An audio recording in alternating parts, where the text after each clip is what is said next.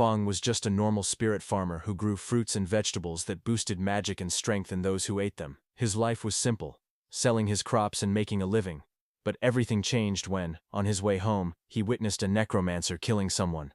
When the necromancer noticed him, he tried to kill Feng too, but Feng managed to grab his farm tool and break free. Because of the loud commotion and fearing the Awakener Association, the necromancer decided to take over Feng's body and rushed into him. But to his shock, Feng carried a god system inside him. It killed the necromancer instantly, and merged Feng's power with his, turning Feng into a necromancer farmer. Awakened with a forbidden talent, Feng runs away from the scene to hide his powers and acted like a farmer to survive, but little did he know his life had already changed completely. It all starts 300 years after the Great Disaster. Magic spiraled out of control.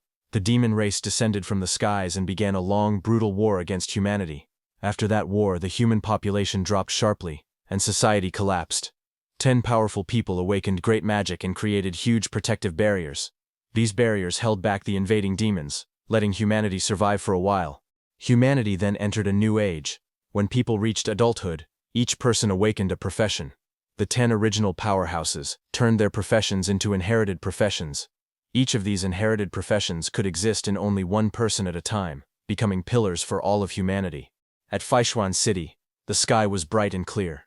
It was the year 335, April 1st, on the Cataclysm calendar. The profession awakening ceremony was about to start. A cart stopped in front of tall buildings, and someone called out that they had arrived.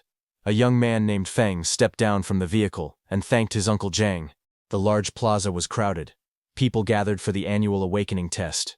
Feng looked around in amazement, thinking, the annual awakening test truly lives up to its reputation. It's packed. When people reached adulthood, they took the awakening test. Professions had different ranks: N rank, R rank, S rank, SR rank, and UR rank. Higher rank professions had stronger combat power, and those who awakened rare professions could directly enter elite academies. Young people walked among tall statues of past profession holders, praying for good luck. Feng watched them quietly. A voice from the crowd prayed to one of the statues, asking the great berserker to bless them so they could awaken at least an SR rank profession. But another loud voice came from the crowd, telling the people in front to hurry because the speaker's test was coming soon. Nearby, Feng stood silently, watching the line. A girl prayed toward a statue, saying that she admired Lady Tianu since childhood, and asking her for a blessing to awaken the most noble inherited profession.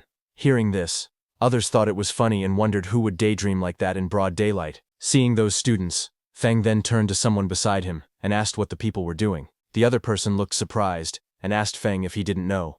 He explained that there was a rumor that this year's test would produce a new inherited profession holder. He added that there were currently 4 vacant inherited professions, so it was natural that everyone was praying hard. Hearing that, Feng felt that everyone's eagerness to advance seemed stronger than usual this year. To him, that meant business would be good. Suddenly, bright magical fireworks burst in the sky, signaling the start of the testing. Someone shouted for everyone to hurry, because the tests had officially begun. Inside the hall, the examiners read out the results one by one. They announced that Lin Hu awakened an R-rank profession at level 10 with 13 magic power. Then they reported Winsa as an N-rank profession at level 8 with 8 magic power. After that, they announced Gu Fai, who awakened an S-rank profession at level 34 with 55 magic power. And Gu Fai was accepted. A student with short hair was shocked to hear that Gu Fai actually had 55 magic power, and he wished he had that much magic power too. When Fen heard that, he immediately held up a bright red tomato and asked that short-haired man if he would like a tomato that could increase magic power. The short-haired man looked shocked at the offer. He asked in disbelief if it was really a tomato that increased magic power. Fen explained that he was a spirit plant doctor, and this tomato was a premium variety he had carefully cultivated. He also said that each tomato increased magic power by 5% within 5 minutes, and that each one cost only 5 gold coins. He then showed a bag filled with different spirit plants: tomatoes, long cucumbers, sweet potatoes, and small yellow beans. He said that he also had hunger sweet potatoes that kept someone full for a whole day, fat-burning cucumbers, and strongman beans that increased attack power by 10%. Hearing that, 2 people nearby whispered among themselves. One of them wondered if this was a scam because he had never heard of spirit plants like these. Another person questioned how something could increase magic power and help someone lose weight. The short-haired man holding the tomato told them to just buy one and try it for themselves. He said they could check the buff effect after eating it, and complained that he was tired of eating energy bars every day. Faung leaned forward with a confident smile. He announced that it was first come, first served. He said the quantity was limited, and once they were gone, they were gone. Then he added that the first customer could try one for free. Hearing that, the short-haired man stared at the tomato in his hand with a doubtful face. He looked tense and unsure. He then took a bite of the tomato. His face was still hesitant, but he bit into it anyway. Right after eating it, his expression changed completely. He clenched his fists with excitement as a bright glow of energy appeared behind him. He shouted that his magic power really increased and that his body felt lighter. A blond young man nearby stared in shock and asked if he was seeing things because he knew that the spirit plant vegetables were developed by the Extraordinary Academy's agricultural department, and he heard they were usually supplied to SR rank professions. Femme told that man that this was a special promotion for the test convention, since everyone here had the potential to become academy students. Hearing that, the blond man's eyes lit up, and he quickly asked Femme to wrap all of the vegetables for him. Hearing that, a small crowd gathered around to buy those vegetables and grew angry. One person complained loudly, saying he was here first. Another shouted that he wanted 10. Someone else praised the tomatoes, calling them extraordinary produce. Another excited person said that his magic power really did get a boost. Feng watched the scene with a small smile. He thought about his situation. He knew that even though he had only a farmer profession, ever since he maxed his level, all the vegetables and fruits he grew gave beneficial buffs. He admitted to himself that he used some marketing tactics, but the effects of his produce were real. After selling all of his vegetables, Feng sat alone in front of a certain shop. He was packing his bag quietly and was about to leave, but suddenly noticed someone coming toward him. When he looked up, he saw that same blond man from before approaching. Seeing that blond man, Feng listed the things he sold: chestnut pumpkin seeds for 5 gold, flower rhino manure for 7 gold, grape winemaking sugar for 10 gold, and some magic power boosting potions worth 257 gold. After listing everything, he handed over 10 gold to that blond man and said it was his payment. This blond man was Feng's friend, who helped him sell his vegetables by boasting about them as a customer. As the blond man accepted the coins, Feng complained that he didn't have enough money left to buy premium fertilizer for improving his fields. The blond man thanked him, calling him Brother Feng. He said the spirit plants were very useful and asked why he didn't grow more. Hearing that, Feng got annoyed and hit the blond man, asking if he thought growing spirit plants with such effects was easy. Later, the two of them walked together under a clear blue sky. The blond man said it was a shame because Feng had high talent since childhood, yet he was only— But before he could complete his words, Feng interrupted and told him to hurry home, saying Aunt Zhou was waiting for him. Then Fensteri walked alone under a bridge thinking about what that blond man was saying. Although people called him a genius since childhood, he only awakened the N-rank farmer profession. He recalled that when he went to burn paper offerings for his deceased father, who had been an archdruid, he was scared his father might jump out of the coffin. Thinking positively, he said that maybe this was karmic balance, since he had a herbalist mother and an archdruid father, yet he became a farmer. But in truth, he was satisfied with his peaceful life. He felt relieved that he did not have to go to the battlefield and die like his father, and that his mother would not have to worry. As he walked forward, he said that even if it was only for his mother's sake, he must take care of their family farm properly. But suddenly a single drop of water fell on his face. He looked up in confusion. He asked himself why it was raining when the sky was clear.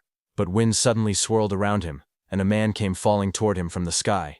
That man fell toward the street with a terrified face. Finge watched in shock as the man crashed into the ground. He panicked and wondered what was happening. He asked if the wall had broken, or if demons had invaded. But before he could understand anything, that fallen man lying on the ground suddenly woke up. He was surrounded by broken stone pieces. His bag and a lantern lay beside him. The injured man on the ground held a small device tightly. With panic in his eyes, he spoke quickly that the inherited profession holder, Necromancer Heishao, had betrayed them and was trying to transfer his profession inheritance to the demon race. That injured man thought to himself that he needed to notify someone as soon as possible. But before he could act, a huge dark claw wrapped in purple light appeared above him. The claw's power made the air shake as it moved toward him. The man looked terrified as the purple energy surrounded him. Feng, watching from a distance, was shocked, wondering what was happening. He could not believe that someone could transfer an inherited profession to the demon race. He questioned if that was even possible. Suddenly, a demon-like figure, whose whole body was covered in purple energy, appeared and crushed that injured man. His dark voice echoed in the purple haze. He called that injured man a fool, who saw everything, but instead of running, he was rushing to his death. That demon-like figure grabbed his shoulder and thought that if he hadn't been injured by forbidden magic, he would have escaped the city already. And once he transferred his inherited profession to the demon race, he would gain an immortal body. But since he had been delayed for so long, the academy had probably noticed his actions by now. But suddenly, the demon's eyes narrowed sharply as it sensed something. At his side, Feng, while trembling, tried to sneak away from there slowly because he had stumbled into a murder scene. He thought that since the demon had not noticed him yet, he should quietly slip away. He began tiptoeing backward, trying to leave without making a sound. But before he could, that demon surrounded by swirling purple energy extended his hand toward Feng, asking if he had ever said Feng could leave. He grabbed Feng by the collar and lifted him into the air. The demon told Feng that the person who had just died was the famous Dean Ye of the Extraordinary Academy. He said the dean died pitifully and asked if he should use Feng's blood and bones as an offering to honor the dead dean. Feng gritted his teeth as purple energy wrapped around him. He thought that this twisted pervert demon's magic power was terrifying. He could not break free at all. Holding his breath, Feng tried to stay calm. He asked himself if there was anything he could use, anything that could drive the demon away. Suddenly, he noticed a small farming tool floating nearby, glowing with purple light. Feng extended his hand toward it, and used his Farm Tool Mastery Max Skill's derivative skill Farm Tool Summoning. He reached out and grabbed the summoned tool. As he gripped it tightly, he spoke in a firm tone. He said that making an offering was the kind of thing one should do personally, not rely on someone else to perform. Saying that, he struck the demon's hand with full power, telling the demon that he would descend to the 18th level of hell. Femel's attack injured the demon, who let go of him. The demon looked shocked, saying this was impossible. He could not understand how the kid, who clearly had a simple farmer profession, managed to injure him. As Feng broke free from the demon's hand, he backed away. To fight back, he looked around and saw a fallen tool on the ground near that dead man. He reached forward quickly and grabbed the object, which looked like a lantern-type device glowing with purple light. Feng activated that lantern, and a huge blue beam of energy shot toward the demon. The beam struck the demon with overwhelming force. To defend, the demon gathered purple energy. A dark, swirling sphere formed in front of him, with many purple tendrils stretching out like roots in the air. The impact caused a massive explosion of purple and blue energy. Dust filled the air. When the smoke began to clear, the demon stood again. His armor cracked, his expression filled with rage. But before that demon could attack, strange purple spinning shapes appeared in the air above Feng. Purple markings circled around him from every direction. The demon immediately recognized those shapes and, in frustration, said it was the array dancer's marking formation. That demon crouched low as purple energy swirled around him. He glared forward with sharp eyes and said that if he could not escape, he would simply possess Feng's body and leave. Purple energy wrapped around the demon's body as he charged at Feng with full speed, giving Feng no time to even react. Feng let out pained sounds as the demon entered his body. The swirling energy closed around his body, pulling him toward the dark figure. Inside Feng's mind, the demon smirked and told Feng that even though he had the lowest profession, his talent was still decent, and he should feel lucky to become his vessel. Hearing that, Feng laughed nervously. Blue energy circles moved around him as he spoke. He said that he had been training since childhood without skipping a single day, so if the demon wanted to take over his body, he would have to work a little harder. But the demon remained confident. His voice echoed again, saying that inferior was inferior, and his power was something Feng would never reach. And the next second, Feng fell to the ground. Purple chains of energy wrapped around him tightly. He looked down weakly and said it seemed like luck was not on his side this time. His hand slowly reached out toward a knife lying just within his reach. As his fingers stretched toward it, Feng grabbed it and raised the sharp knife in his hand while dark purple energy surrounded him. His eyes were firm as he told the demon that they should both go down together happily. Hearing that, the demon became alarmed. He tried to stop Feng, asking what he was doing. But the next second, Feng stabbed himself hard in the stomach. Blood burst out as he held the knife tightly. He shouted that even if they both perished together, he would never give up his body. Feng's vision started to fade. In his thoughts he spoke to his father, saying he did not want to go over there and get scolded. His body fell to the ground, his eyes were closed, and purple energy wrapped tightly around him. But suddenly, a glowing golden light formed from his chest. The light grew brighter and brighter, spreading around him. That demon stared at the glow with fear and confusion. He wondered what the dazzling light was and asked himself if Feng's magic power was erupting. The next second, a blinding golden light burst open in the sky. The demon below looked up at it with shock as the golden beams spread out in all directions like glowing branches. Then that light wrapped around the demon's body. He stepped back in fear. His voice shook as he shouted that this could not be happening. He shouted that it was impossible. But more golden strands tightened around him. They spun faster and faster, forming a thick cocoon of golden lines around his entire body. The cocoon glowed even brighter, twisting with great force. In the next moment, a violent blast erupted from inside it. Purple power and shattered pieces flew out as something inside was destroyed. At that time, a purple system window appeared in the darkness. It displayed a message congratulating Fen, saying he had acquired a new talent, inherited profession, Necromancer. Then sometime later, Fen's eyes snapped open in shock while he was lying on the ground. He stared at his hands and his wounded clothes. With disbelief in his voice, he said he was still alive. Fen checked his body in confusion as he spoke. He said he could still control his own body and wondered if the demon trying to possess him had failed. He sat on the ground with a calm face and opened his system status window. A glowing purple screen floated in front of him, and he read the information on it. Fen looked at the glowing screen with a serious expression as he read the details of his new abilities. His name was written on it, along with his profession, Spirit Farm Master, Mutated/Unique. He looked at the screen with a calm and curious expression. Then he scrolled to another panel that showed the full list of his status information. His name was Lin Feng, profession Spirit Farm Master, which was mutated and unique. He was level 1 with 300 strength, 300 constitution, 100 agility, 110 magic power, 100 spirit, and 300 luck points. His skills were rapid land clearing, efficient planting, rapid harvesting, yield increase, farm tool mastery at max level, undead affinity, passive, transcendent growth, basic, undead summoning, basic, and soul extraction, passive. Feng stared at the screen closely. His eyes widened as he realized that his level had reset to 1, but all his maxed out farmer attributes were still there. Looking closely, he found that his magic power had increased as well because of that demon's soul force. With this, he realized that once he leveled up again, his attributes could break past the old limits of the farmer class. But he looked annoyed as he read the list of new skills. Among them, he noticed the undead summoning. He muttered that he could actually summon undead, but he hoped it would not summon that guy. Feng activated his farming skill, and in his left hand, green energy swirled around his fingers. In the next moment, Feng raised his right hand and used the other power he was feeling before. This time, purple lightning-like energy wrapped around his fingers. He stared at it with shock, watching the power rise through the air. Then Fen combined both of those energies and saw green and purple energies mixing inside his hand. He slowly realized what was happening. The farmer's magic power was merging together with the undead magic power. His face turned tense. He closed his eyes for a moment as he understood that something inside him had changed. He saw his glowing profession chart filled with symbols. He saw a green calm chart, and then he saw another chart releasing violent purple lightning. His profession tree was forming new branches. With a worried look, he realized that his profession tree had split. He had not changed classes. He had gained an additional profession. Feng stared at it in disbelief. He recognized one of the symbols of that purple chart, and understood what it meant. That demon who entered his body earlier was actually an awakener of a legendary inherited profession, Necromancer. He looked at that demon's purple figure lying on the ground and wondered in disbelief if this guy was a necromancer. The profession tree continued glowing. Purple electricity ran across it. Feng looked at his own hand again. A swirling green-purple power pulsed inside his palm. He could feel that the power still did not belong to him.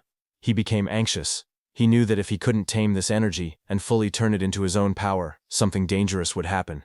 His farmer profession would collapse, disappear, and his consciousness might be devoured by that demon again.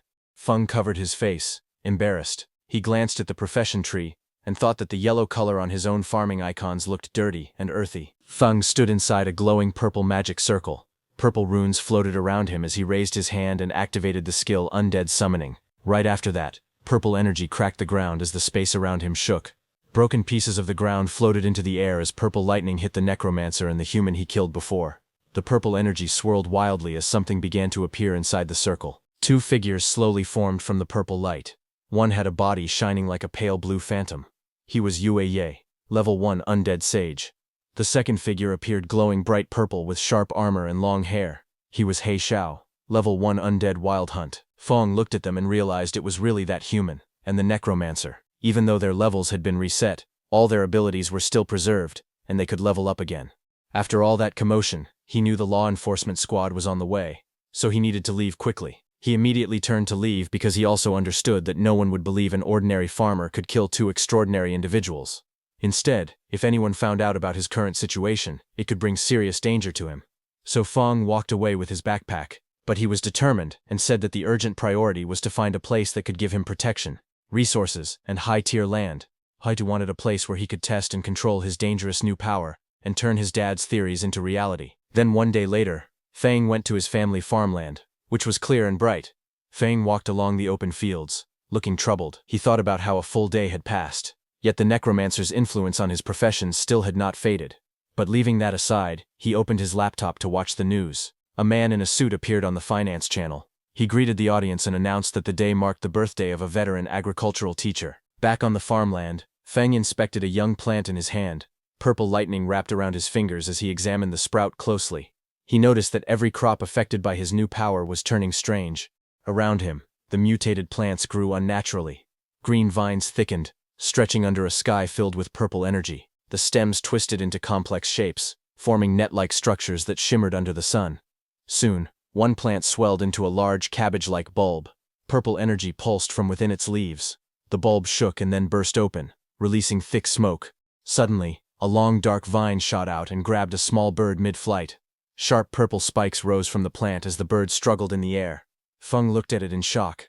His mouth hung open as he stared at the monstrous plants spreading across the field. He raised his voice in disbelief, wondering what he was even looking at. Panic crept into his face as he realized the danger. If people saw these strange creations, he feared they would mistake it for a demon invasion. Feng immediately grabbed a shovel and started digging, saying that he needed to dispose of the mutated crops as fast as possible. He stared at the cabbage he had just disposed of, and thought about how his new magic power had caused terrifying mutations in ordinary plants. He wondered if, by guiding this power properly, he could use it to grow crops on purpose. Thinking about it, he believed that if he learned to control this power, he might create the special plant varieties his father had imagined but never succeeded in cultivating. He imagined growing high-value crops that could raise a person's profession level. While he was thinking all that, urgent news suddenly appeared on the television. A serious-looking news presenter announced that inherited profession holder Necromancer He Xiao had started a rebellion the previous day and had killed Dean Yue Ye. The anchor stated that He Xiao's crimes were severe. He also said that anyone with information would be rewarded, and helping him in any way would be treated as a crime. Feng watched the screen quietly. He thought to himself that things had unfolded exactly as expected. He reminded himself that he must never let anyone find out he possessed the Necromancer's undead power. He looked around at the equipment stacked against the wall, and thought that he needed to give proper names to his undead servants so they could pass inspections. Otherwise, there would be trouble. Suddenly an idea popped up in his mind, his eyes lighting up as if he had just come up with a clever idea. He said that he would simply call his undead servants farm servants, because his profession panel already listed him as a spirit farm master. To him it sounded completely normal for a farm master to have a few servants. Just as he was thinking, the news reporter announced that in order to deal with growing demon pressure, the Extraordinary Academy was expanding its enrollment. The reporter explained that anyone who passed the assessment would receive resource support from the academy, and would even be given private estates capable of producing high-tier crops along with special subsidies. The reporter added that enrolled students would be able to hire farmers to help them grow high-recovery crops. Hearing this, Feng thought that the academy's land was safe, fertile, and well-supported with resources. He realized that this was exactly what he needed right now. He thought about his own situation. His necromancer identity was a dangerous secret, like a ticking time bomb. But Spirit Farm Master, to everyone else, that was just a harmless farmer. He told himself that he had to get into the academy, no matter what. Then, some days later, at the Extraordinary Academy Registration Plaza, inside the registration hall, a row of examiners in black suits sat behind a long desk. One of the men asked for the next applicant's information. He looked up and said in a flat tone that they needed the applicant's name, age, Awaken profession, and level. Feng stepped forward. He carried his backpack and calmly stated that he was 18 years old, and that his profession was Spirit Farm Master, Level 1. Hearing that, one of the examiners repeated the words Spirit Farm Master with confusion. He scanned the documents in his hand and frowned. He said he had never heard of that profession, and assumed it was another non-combat job trying to sneak in. He told Feng to release his profession aura. Feng lifted his hand, and a green aura formed around it, swirling like spiritual energy. The examiner stared at it with disdain. He leaned back, unimpressed, and called it the garbage aura of a farmer profession. He waved dismissively, and told him not to waste his time, then shouted for the next applicant. Nearby students began laughing loudly. One mocked the name Spirit Farm Master, asking if Feng had made it up himself. Another joked that it was hilarious for a level 1 farmer to even think about applying. They told him to go back to farming. More voices joined in, saying that Instructor Li was right and that someone like Feng would only drag down the school's standards. They said they wouldn't even hire him to work their own fields. But Feng stood facing them without reacting. He looked toward Instructor Li and spoke steadily. He explained that his profession was a mutated profession. He asked the instructor to give him a chance. He added that his fundamentals were solid and that he would not disappoint. But the instructor grew angry and shouted that solid fundamentals meant nothing for someone who was only level 1. He said a level 1 person couldn't possibly have any real foundation. Then he ordered the security guards to throw Feng out. Hearing that, Feng stepped forward, calmly, and reminded the instructor of the rules. He said the recruitment notice clearly stated that all professionals were allowed to take the test. He warned the instructor to be careful, saying he might even report him. Fen Trun then held up his phone. With a smug look, he pretended to call the supervision bureau and said there was a teacher refusing to let him take the academy exam. Hearing that, the instructor panicked. He rushed forward and grabbed the phone from Feng's hand. His face twisted in anger as he shouted at Feng. He threatened him, saying that if Feng dared to report him, he would make him regret it. He also said he didn't believe a level 1 farmer could ever pass the exam. Nearby students whispered to each other.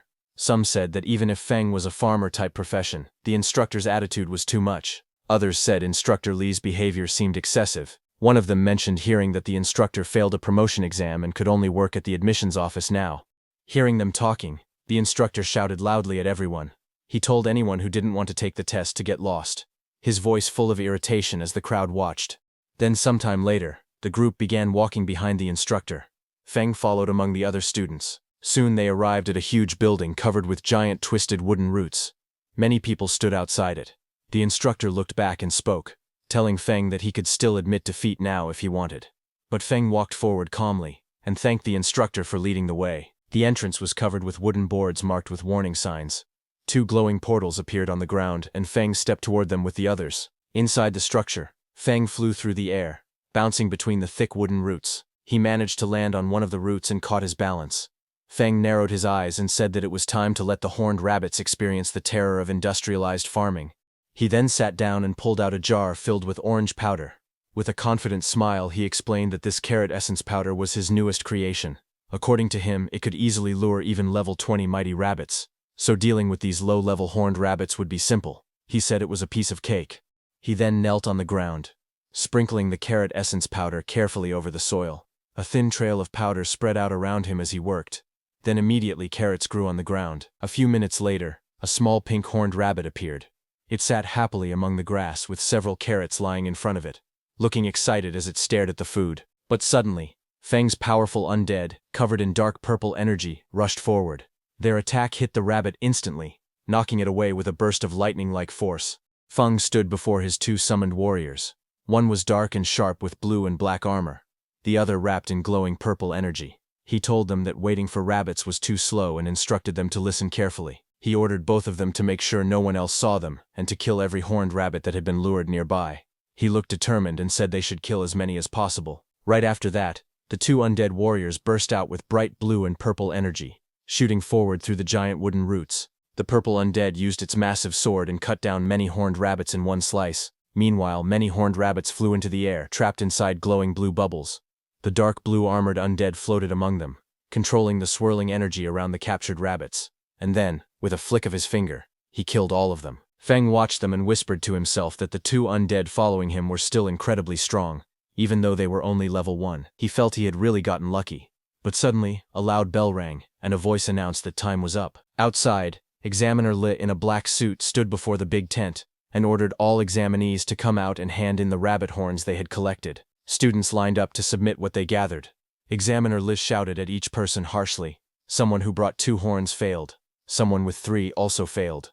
Another person with none was told to get as far away as possible. Some students complained that rabbits were usually easy to find, wondering why they were so rare this time.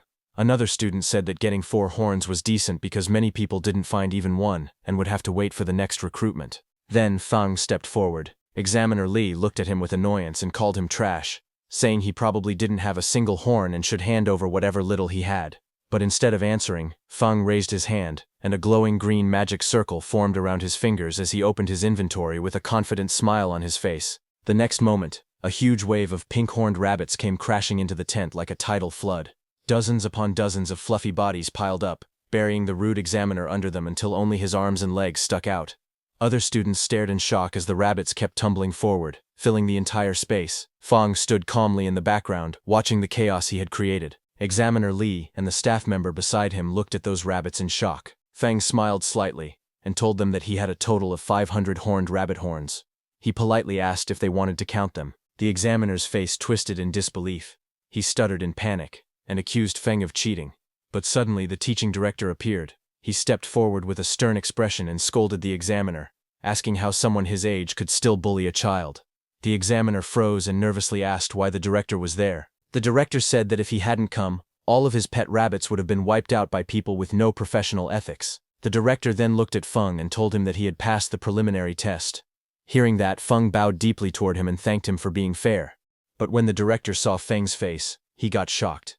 He stared closely at Feng and said that Feng gave him a familiar feeling, and asked if Feng knew why. Hearing that, Feng's eyes narrowed slightly. A tiny bead of sweat slid down his cheek. He stayed silent, but his expression showed clear unease.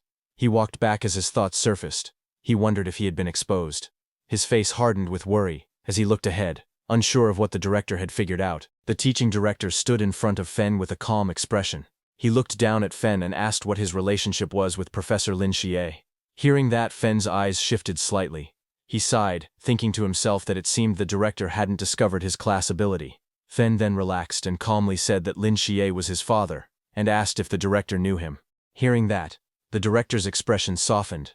He leaned forward with interest, and said that Feng was the son of an old friend. Judging from the situation, he assumed Feng was planning to enroll in the school. The director then asked if there were any difficulties, and, as his uncle offered to pull some strings for him. But before he could continue, a woman with long pink hair stepped forward.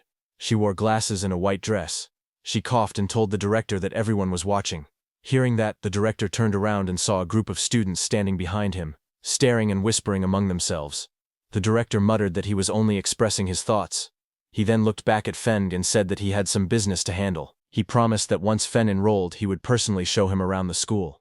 The director walked away, and the next second his body was surrounded by swirling smoke and he disappeared. Feng watched him leave, a bead of sweat trailing down his cheek as he wondered why the teaching director gave off such unreliable vibes. Then that pink-haired teacher stood in front of the gathered students. She raised both arms and announced that the students who passed the prelims should follow her. She then told the ones who didn't pass not to be discouraged, promising that there would be more chances next time. The scene then shifted to a large meeting room inside the Extraordinary Academy's solar branch. Several people in suits sat around a long table while a man at the front prepared a briefing. A man with long hair stood before a large display board filled with silhouettes and images. He explained that Dean Yu Yi and He Shou had gone missing at the same time. He said Dean Yu Yi had likely discovered He Shou's secret and had been spotted during the pursuit. He continued, saying the two eventually perished together, but there was still an unknown mastermind who had taken He Shou's legacy talent. With growing excitement, he declared that if they found the person who took the undead talent, they would uncover the truth behind everything. He pointed at the display board and insisted this had to be the answer. Hearing him, another man grabbed his head in frustration. He told the excited man named Tuka that they understood he wanted to earn merit, but asked him to stop making brainless guesses. Hearing him, Tuka slammed the table. His voice shook with anger as he shouted that none of them believed him. He warned them to just wait, because he would definitely find the evidence. Across from him, the two people seated at the table stared back nervously, sweat dropping down their faces. As Tuka left the room in anger, a woman asked her companion if it wasn't bad to let Tuka leave like that, since he was connected to the Duke. Hearing that, the man turned to her in surprise. But suddenly the teaching director stepped forward through swirling white energy. He said it was better that the troublemaker was gone, because the Solar Academy existed to train real elites, not to give out empty positions. The director then explained that a mission had been issued from above. Once He Shou was found, he must be killed on sight. He asked if the two officers understood. The woman hesitated, and asked what they should do if He Shou was already dead. The director looked away, and said that maybe He Shou had changed his appearance. So anyone who used necromancer skills, he said coldly, would be wiped out completely. Meanwhile, in the mission hall of the Extraordinary Academy, many students gathered under the bright lights. A glowing blue portal floated behind the podium, casting light across the room as students chatted and waited. Then suddenly that pink-haired teacher came out of the portal, and stood at the podium and began announcing the mission. She stated that the re-examination task required all new students to clear a level 5 special dungeon called the Magic Horned Beast Lair, located outside the city. She also announced that the time limit for the mission was only 3 hours. Hearing her, the crowd in front reacted with shock. Some students panicked, saying they were only level 4 or 5, wondering how they could possibly finish such a dungeon in such a short time. One boy asked if anyone could actually do something that difficult. Another said grinding down the final boss might be possible, but completing everything within 3 hours seemed too hard. The pink-haired instructor smiled calmly. She told them that they were not required to clear it solo. She explained that they were allowed to form parties, but each team could not exceed 5 members. After forming a group, they had to return and register their starting time. Hands immediately shot up throughout the hall. Some shouted that their team of 4 needed one strong frontline warrior. Others called out that they were elemental mages with explosive damage. A girl introduced herself as Zhao Nanyang and asked if any strong seniors would be willing to carry her. Among the lively crowd, Fen stood off to the side. Carrying his backpack, he looked down at a glowing system screen in front of him, reading the mission details displayed on it. While Fen was standing quietly, suddenly a pair of red high-heeled boots stepped toward him. Fen lifted his head slightly, noticing someone approaching. A pink-haired girl with twin buns stood in front of him, smiling warmly. She introduced herself as a level 7 magic class student. She told him she had watched his prelims and saw how he managed to kill so many magic-horned rabbits. She said he must be very amazing and politely asked if she could team up with him. Feng listened calmly. In his thoughts, he noted that a level 7 student was definitely strong enough to solo the dungeon. He thought that if he were still just a farmer class, he would happily accept such an invitation, but his necromancer abilities absolutely could not be exposed, so he needed to avoid teaming up. He rubbed the back of his head with a relaxed smile and told her he preferred acting alone, gently refusing her offer. Hearing that, the girl kept her pleasant expression and wished him a smooth clear. She then turned and walked away in her red heels. Feng also walked off in the opposite direction, ready to face the mission alone. He went to that pink-haired instructor and leaned over the counter. When she heard that he wanted to go alone, she told him that this dungeon's difficulty wasn't low, but Feng said it was fine and asked her to give him the mission directly. Next, she handed him a scroll. As she did, she guessed that he wanted to solo the dungeon for its special solo reward, the Black Bear Gallbladder. She explained that the reward was a huge boost for low-level students like him, but warned that he still needed to understand his limits. Feng accepted the scroll with a small smile and thanked her for the reminder. The scene then shifted outside the Magic Horn Beast Lair dungeon. A massive portal shaped with jagged bone-like structures swirled with bright blue energy. Several academy staff members stood guard in front of it. Feng walked toward them. One staff member stepped forward and asked where his teammates were, but Feng replied that it was just him. Hearing that, both staff members looked at him with concern. One of them told him that a level 5 dungeon was too dangerous for a single person, and advised him to find teammates before entering. But Feng held the rolled mission scroll in his hand, and looked straight ahead. He calmly told the examiners that the rules allowed a solo entry. The 2 staff members standing near the dungeon gate whispered to each other.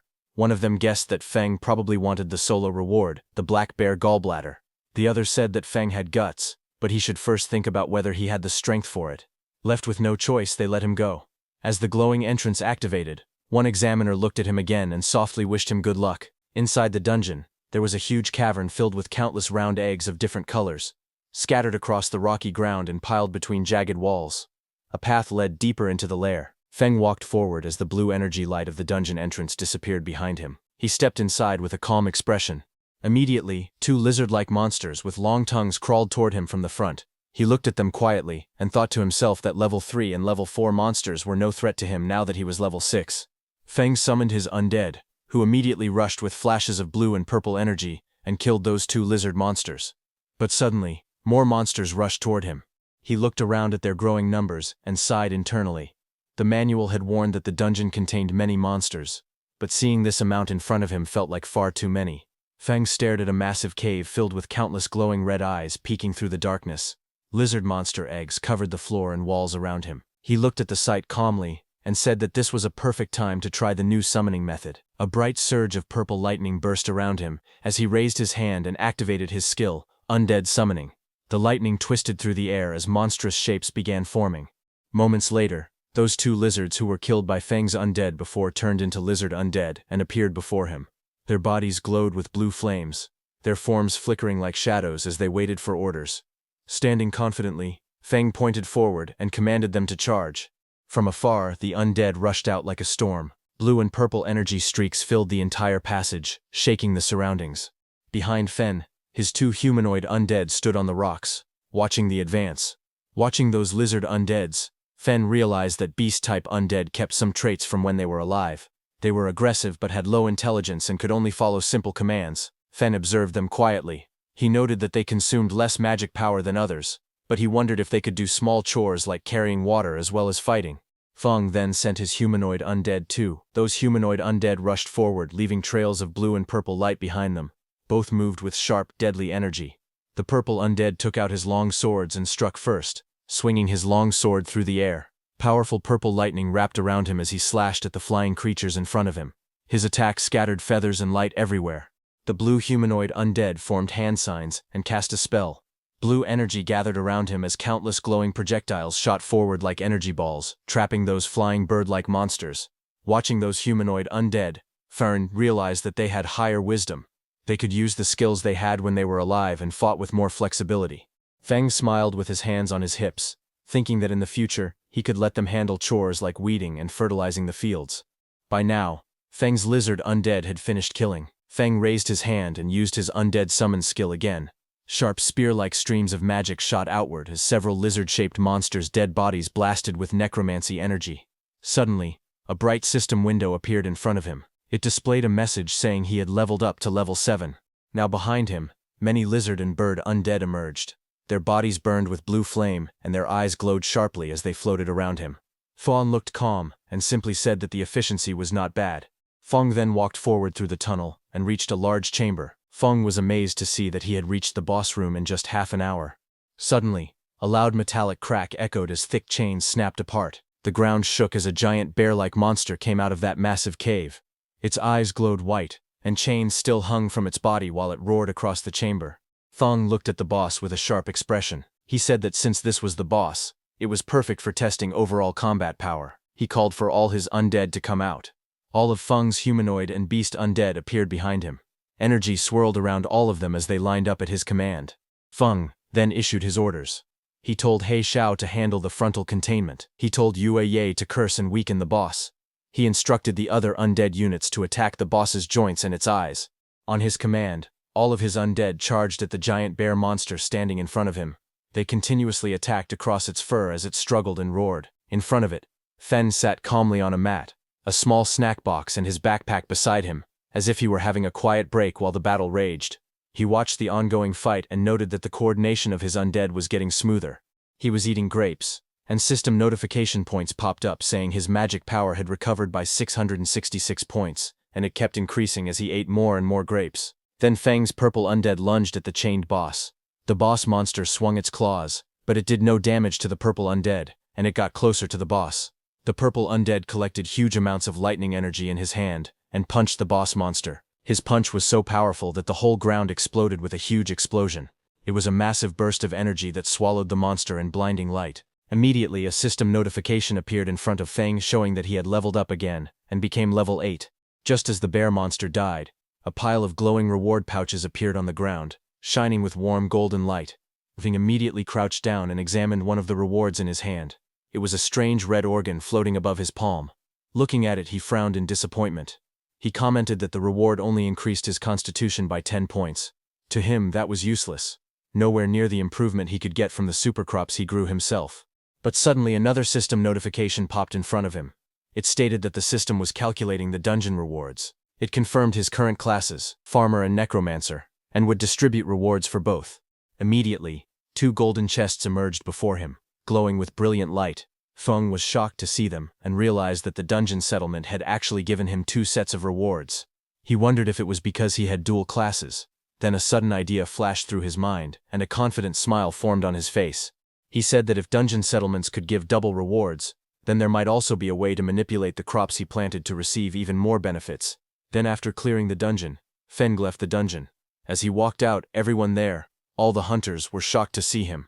One of them muttered in shock, asking if he had really finished the dungeon alone. 2 of the hunters whispered among themselves, their voices filled with doubt.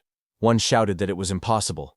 Everyone knew how dangerous the inside of that cave was. There was no way he had cleared it alone. He claimed that Feng must have hidden inside just to save face and never gone deeper. Another hunter added that it didn't make sense. His clothes were spotless. There was no way someone that clean had fought through a swarm of magic beasts. But Feng didn't care what they said. He went to the mission center and handed over the mission scroll to that pink-haired teacher, saying he was there to hand in the mission. The pink-haired teacher checked the dungeon scroll in her hands, and a green confirmation mark appeared on the screen, confirming that he had completed the mission. Seeing that, the pink-haired teacher's eyes widened in shock. She couldn't believe that he had actually passed, and that he had done it completely solo. Feng smiled softly. His expression remained composed, confident, and quietly satisfied with his achievement. Inside the academy's mission hall, The pink-haired instructor took the mission completion scroll from Fen.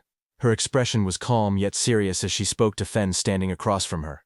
She said she would submit the scroll to the Academic Affairs Office but warned him that clearing a dungeon alone was still far too reckless. She added that if a freshman were to die in a dungeon right after entering the school, it would become a serious problem. Feng listened quietly, his usual composed smile returning. He nodded, and replied respectfully that he understood and thanked her for the reminder. The instructor adjusted her glasses and smiled softly. She told him that the final instructor interview would soon begin in the academy auditorium, and advised him to take some rest before then. Feng nodded again, and turned away, walking down the bright hallway with his hands in his pockets. Behind the glass walls, a few upperclassmen noticed him leaving. They whispered among themselves, watching curiously as he disappeared around the corner. Seeing those upperclassmen watching Feng, the pink-haired instructor sighed lightly and pushed up her glasses again. She thought to herself that she hoped this experience would teach Feng a lesson. Being too bold or impulsive in the academy could easily lead to trouble. Outside, Fens walked through the academy's forest path. Sunlight streamed through the tall trees as a faint light barrier shimmered between the woods. Fens walked quietly through the forest path when he suddenly sensed something behind him. His eyes narrowed slightly as he realized that someone was following him. Behind the trees, a group of 3 boys hid awkwardly, each holding a cloth in front of themselves as they tried to stay concealed. Fen kept walking forward, lifting his hand casually as a faint purple magic circle appeared around his fingers. A little farther back, the 3 boys whispered nervously among themselves. One of them frowned and said that since Fen could clear a dungeon alone, his strength must not be simple. He worried they might mess up. Another one waved it off. He said that no matter how strong Fen was, he was still under level 10, so his strength had limits.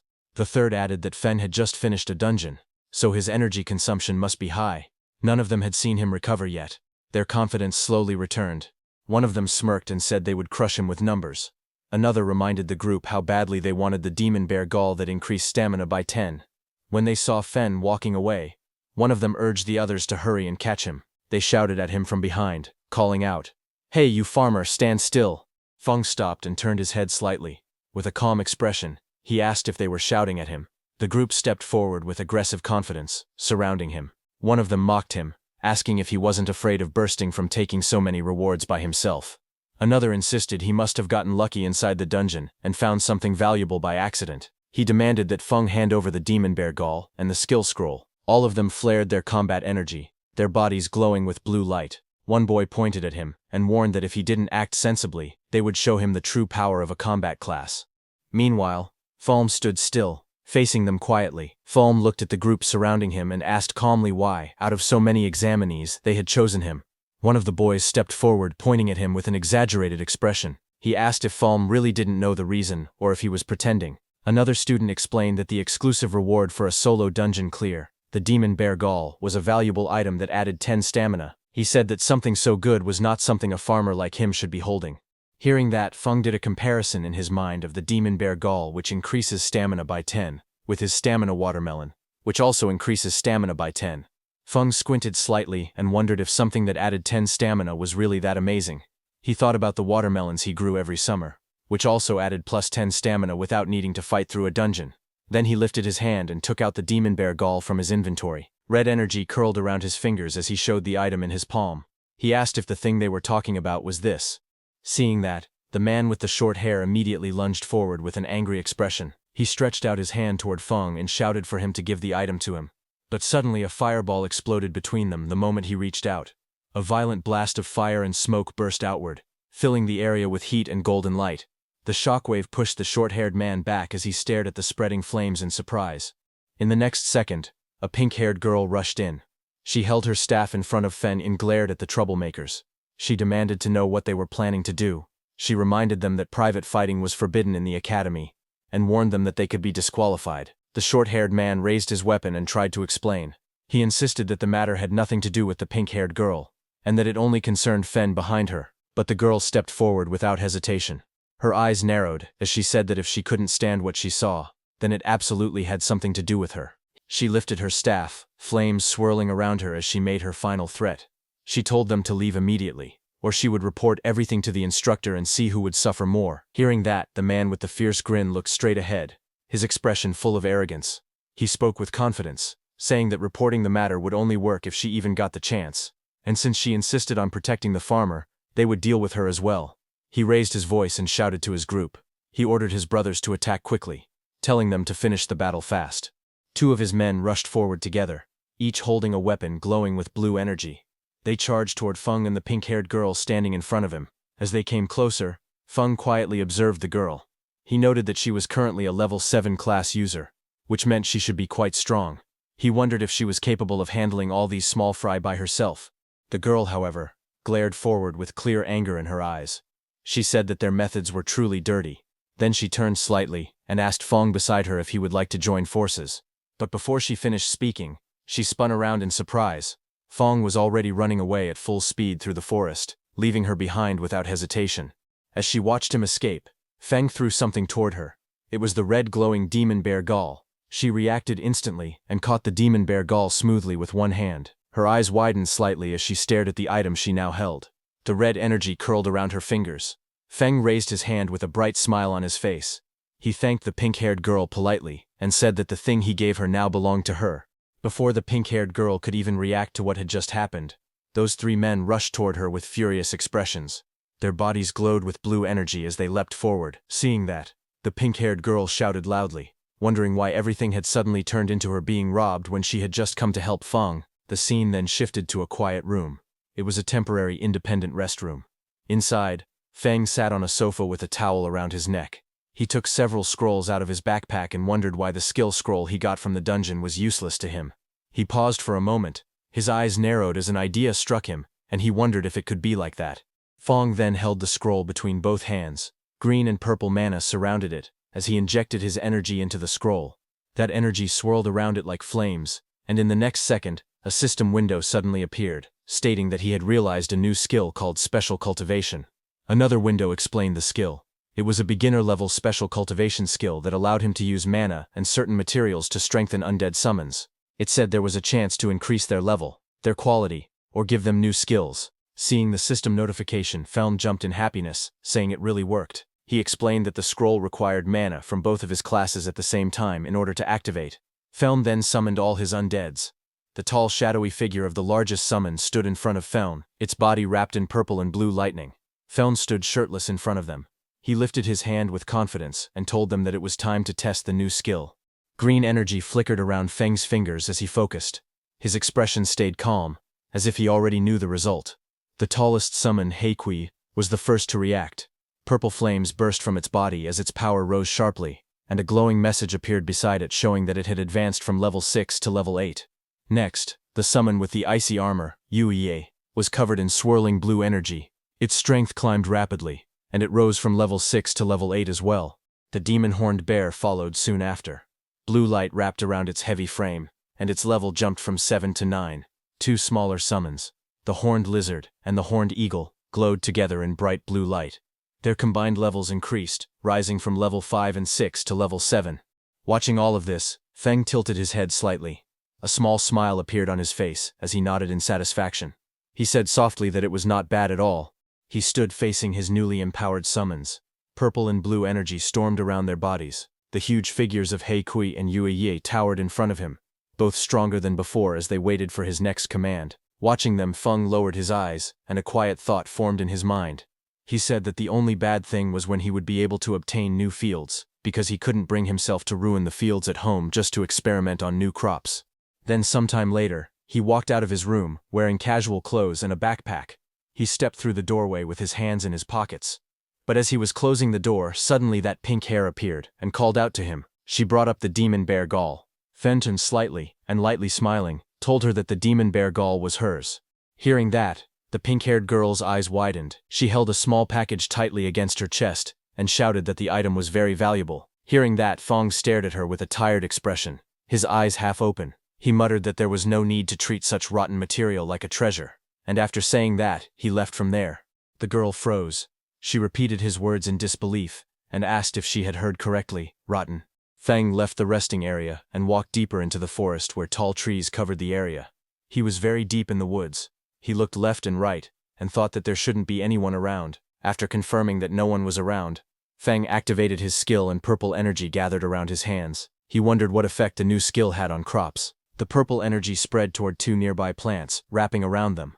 The plants reacted as the power hit them, growing in some strange way. Feng looked at the plants with a confused face and commented that they looked no different from before when he used his skill on his farm. But suddenly, his eyes widened as he realized something was different. In the next instant, the plants exploded into a huge transformation. A monstrous flower burst upward with sharp teeth and vines, rising high above him as purple energy shot around the forest. Feng's expression was filled with surprise as he looked at the plants in front of him, asking if these two crops could actually move. His eyes were wide, and he seemed unable to believe that the crops could really move on their own. Elsewhere in the forest, another figure sprinted across the treetops with great speed. The spirit energy detector in his hand glowed, and he shouted that the energy reading was getting closer. That man was Tuka, who landed on another high branch. He checked the readings again and said that his guess was right. There was the aura of a necromancer somewhere in the area. A moment later, Taka reached the forest path. Just as he walked forward, he noticed Feng with a backpack passing by. Taka suddenly stopped and turned around quickly, staring at Feng. Then he reached out and grabbed Feng by the shoulder, stopping him. With a suspicious look, he asked if Feng was a farmer, because he looked like one judging by his clothes. Feng leaned closer and asked Tuka if a farmer had provoked him. Tuka's face then shifted into a look of mild disgust, his eyebrows tightening as he examined Feng in silence. Then Tuka raised his voice, calling Feng farmer, and demanded to know if he had seen a strange person appear nearby. Hearing that, Feng lightly touched his chin and answered that he actually had. Hearing this, Tuka leaned forward in excitement and urgently asked where the person was. Feng lifted his hand and pointed directly at Tuka standing in front, saying the strange person was right there. Hearing that, Tuka froze for a moment. Then his expression turned red with anger. Flames rose behind him as he shouted, asking how dare Feng humiliate him. He angrily declared his status, an elite of Sunwheel Academy, and the nephew of the Iron Lion Duke. His rage only grew stronger. He yelled that a lowly farmer dared to be rude to the nephew of a duke. Fire wrapped around his arm as he swung his fist forward, shouting that he would kill Feng. Tuka transformed into a wolf man, his body surrounded by violent green energy. He shouted that the lowly farmer would pay for his stupid words and actions. The green aura surged wildly around his body as rocks and debris were thrown into the air. Feng was pushed back by the impact. He crossed his arms in front of his chest and planted his feet firmly on the ground. Stones shattered, and dust burst upward around him. But he remained standing. His expression was calm, and his eyes were cold. He stated that the farmer Tuka looked down on could defeat him with one hand. Tuka laughed and lunged forward with glowing green energy swirling wildly around his body. His claws were raised as he charged straight toward Feng. He shouted for him to taste his attack. However, Feng's expression remained calm. As he noticed something strange, he thought that although he didn't know why the Aconite from his field had changed after being corroded by undead magic, it had gained a paralytic effect. He said that the last time he tested it, he had been numb and stuck in bed for an entire day. He added that grinding the Aconite into powder really worked as a narcotic. Tuka's face twisted as he inhaled the narcotic. Dark particles and green energy clung to his fur. Moments later, his eyes spun, stars circling above his head. His body swayed unsteadily, and his whole body started feeling dizzy. He looked down at his own body in panic and demanded to know what had been done to him, shouting angrily as he asked why his strength had suddenly disappeared. Feng stood calmly in the forest. He raised his fingers to his nose casually as he walked forward. With a calm expression, he said that it was just some common aconite powder from the fields. Then he leaned forward, green energy flowing around his arm. With a calm but sharp expression, he said that this was the kind of power farmers had. In the next moment, green streaks burst forward. The attack struck the beast directly, slamming into its body and overwhelming it before it could react. Later, the scene changed. The former elite Tuka hung helplessly from a tree, his hands tied above his head. His shirt lay discarded on the ground, and he was left wearing only his shorts. His body looked weak, and his eyes were dull. Not far away, Feng stood quietly and mocked him, saying that he could not even beat a farmer, yet still dared to call himself an elite. As he turned to leave, Feng calmly told him to enjoy cooling off there for a while. He added that when someone eventually found him, he should consider it a lesson learned. Just then, an announcement echoed through the area, calling all candidates to gather in the auditorium for the instructor interviews. Standing in the forest, Feng paused. Realizing the interviews were starting, he muttered that he needed to hurry. The scene then shifted outside the Extraordinary Academy auditorium. Groups of candidates stood around, quietly whispering among themselves. As Feng walked forward calmly, voices followed him. Someone whispered that he was the one who had solo cleared the level 5 dungeon. Another voice replied that they heard he only ran away and leeched off women. Unmoved by the whispers around him, Feng continued walking toward the auditorium with an indifferent expression. Among the gathered candidates, someone spoke in a low voice, saying that compared to Shi Yan and Bogu, he was far worse. Another voice followed, saying that he might be strong compared to normal candidates, but as level 5 elites, they already had the advantage. Nearby, a pink-haired girl stepped forward and handed something to Feng, telling him that it was his. Feng scratched the back of his head and smiled faintly. He leaned forward and told her to keep it, saying that it was really useless to him. Later, Feng walked through the crowd while eating casually. A notification appeared above him, showing temporary stamina +2 twice. Looking confused, he thought to himself that he truly did not understand why people treated that kind of thing like a treasure. Inside the auditorium, the scene was marked as the instructor interview site. Several instructors sat behind a long desk, watching quietly. A voice explained that during the interview, instructors choose students, but students also choose instructors. It was said that students and instructors bring out the best in each other. The instructor then announced that he would call students by name to come forward. He called out the first name, Shi Yan. Shi Yan stood up among the seats and introduced himself. He said that his name was Shi Yan, and that he was a level 6 Earth-type warrior. He then spoke again, saying that this was his current ability. As he finished speaking, a large battle armor appeared, surrounded by glowing energy. One of the instructors leaned forward and spoke. He said that it was not bad, and introduced himself as a level 44 Earth-type berserker. He then asked Shi Yan how about becoming his instructor. Shi Yan reacted immediately and said that he would be honored. After that, the instructor announced the next name and called Yingwu forward. The instructor looked down at the list and called out the next name, saying it was Lin Feng. Lin Feng stood up from his seat and walked forward calmly, moving past the other candidates. As he stepped into the center, he introduced himself. He stated clearly that his name was Lin Feng, and that he was a level 8 spirit farm master. As he spoke, green energy rose around his body, surrounding him as he stood there in silence. The two female instructors watched Lin Feng from their seats. The woman with pink hair commented that reaching level 8 at his age was very impressive. The woman beside her leaned closer and reminded her to look carefully, saying he was still just a farmer. Across the table, another instructor leaned against his colleague and spoke casually. He said that their extraordinary academy trained talent for the front lines, not ordinary people meant to be cannon fodder. But he also admitted that Lin Feng had performed very well in both the preliminary and second tests. The main examiner adjusted his monocle and looked at the others. He cleared his throat and suggested that, since everyone had different opinions, they should run a combat ability assessment for Lin Feng. After hearing this, the instructors began giving their responses one by one. The man with long dark hair crossed his arms and said he agreed. The woman with pink hair smiled and said it worked for her. Another instructor leaned back casually and said he didn't mind at all. Lin Feng stepped forward as the examiner called out to him. Green energy swirled around his feet, while the examiner asked if he was willing to take the combat test. The examiner added that their goal was to train people who could fight demons on the front lines, and without combat ability, things would be difficult. Lin Feng lowered his head slightly, thinking to himself. He said that his current combat strength wasn't very high, and he wanted to fight without exposing his necromancer abilities. Lin Feng lifted his head with a small smile and agreed. The scene then shifted to a large open space that had been temporarily marked inside the auditorium. Students and instructors stood around the edges, watching as Lin Feng walked to one side of the marked area. On the opposite side, a tall man waited for him. The instructor explained the rules with a wide grin. He said that the evaluation was simple. Lin Feng only needed to last 5 minutes under his attacks, and if he managed that, it would prove he had talent for combat. As the match began, bright golden energy burst out from the instructor's body. The force spread across the arena, shaking the air as powerful waves of pressure shot in every direction.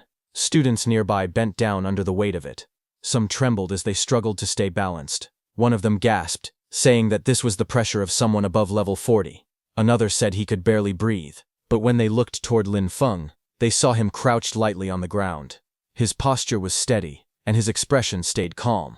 Someone watching said in surprise that Lin Feng looked completely fine. The instructor smiled proudly as he looked at Lin Feng. He told him that just for enduring the pressure, he had earned his respect. Then he opened his stance and said that Lin Feng should use all his power and attack with everything he had. Lin Feng lowered his body, steadying himself against the golden pressure. He thought to himself that the pressure from a level 44 fighter was intense, but he could still endure it for now. A glowing green orb formed in Lin Feng's hand, as vines of nature energy swirled around him. He stretched his arm forward and called out for his servants to come out. Green light burst upward. As the shapes formed, Lin Feng realized something. By covering the undead in nature magic, he could hide their undead aura. The summoned figures rose, wrapped in bright green vines and leaves, completely concealed by the nature energy surrounding them. Lin Feng stood beside the glowing green figure he had summoned. The large creature looked like a cabbage-shaped bear covered in swirling nature energy. As he watched it, he thought that no one would ever guess this cabbage-looking bear was actually an undead summon. The creature stepped forward, wrapped in bright green vines. Its body glowed strongly, making it look like a rare mutant beast. From the other side of the arena, the instructor narrowed his eyes in surprise. He said that this kind of dense nature magic looked like a rare mutated profession. A smile grew on the instructor's face.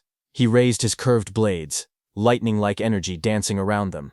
He called out to Lin Feng, saying it was interesting and telling him to come at him. The green cabbage-like bear rushed forward, its body wrapped in bright nature energy.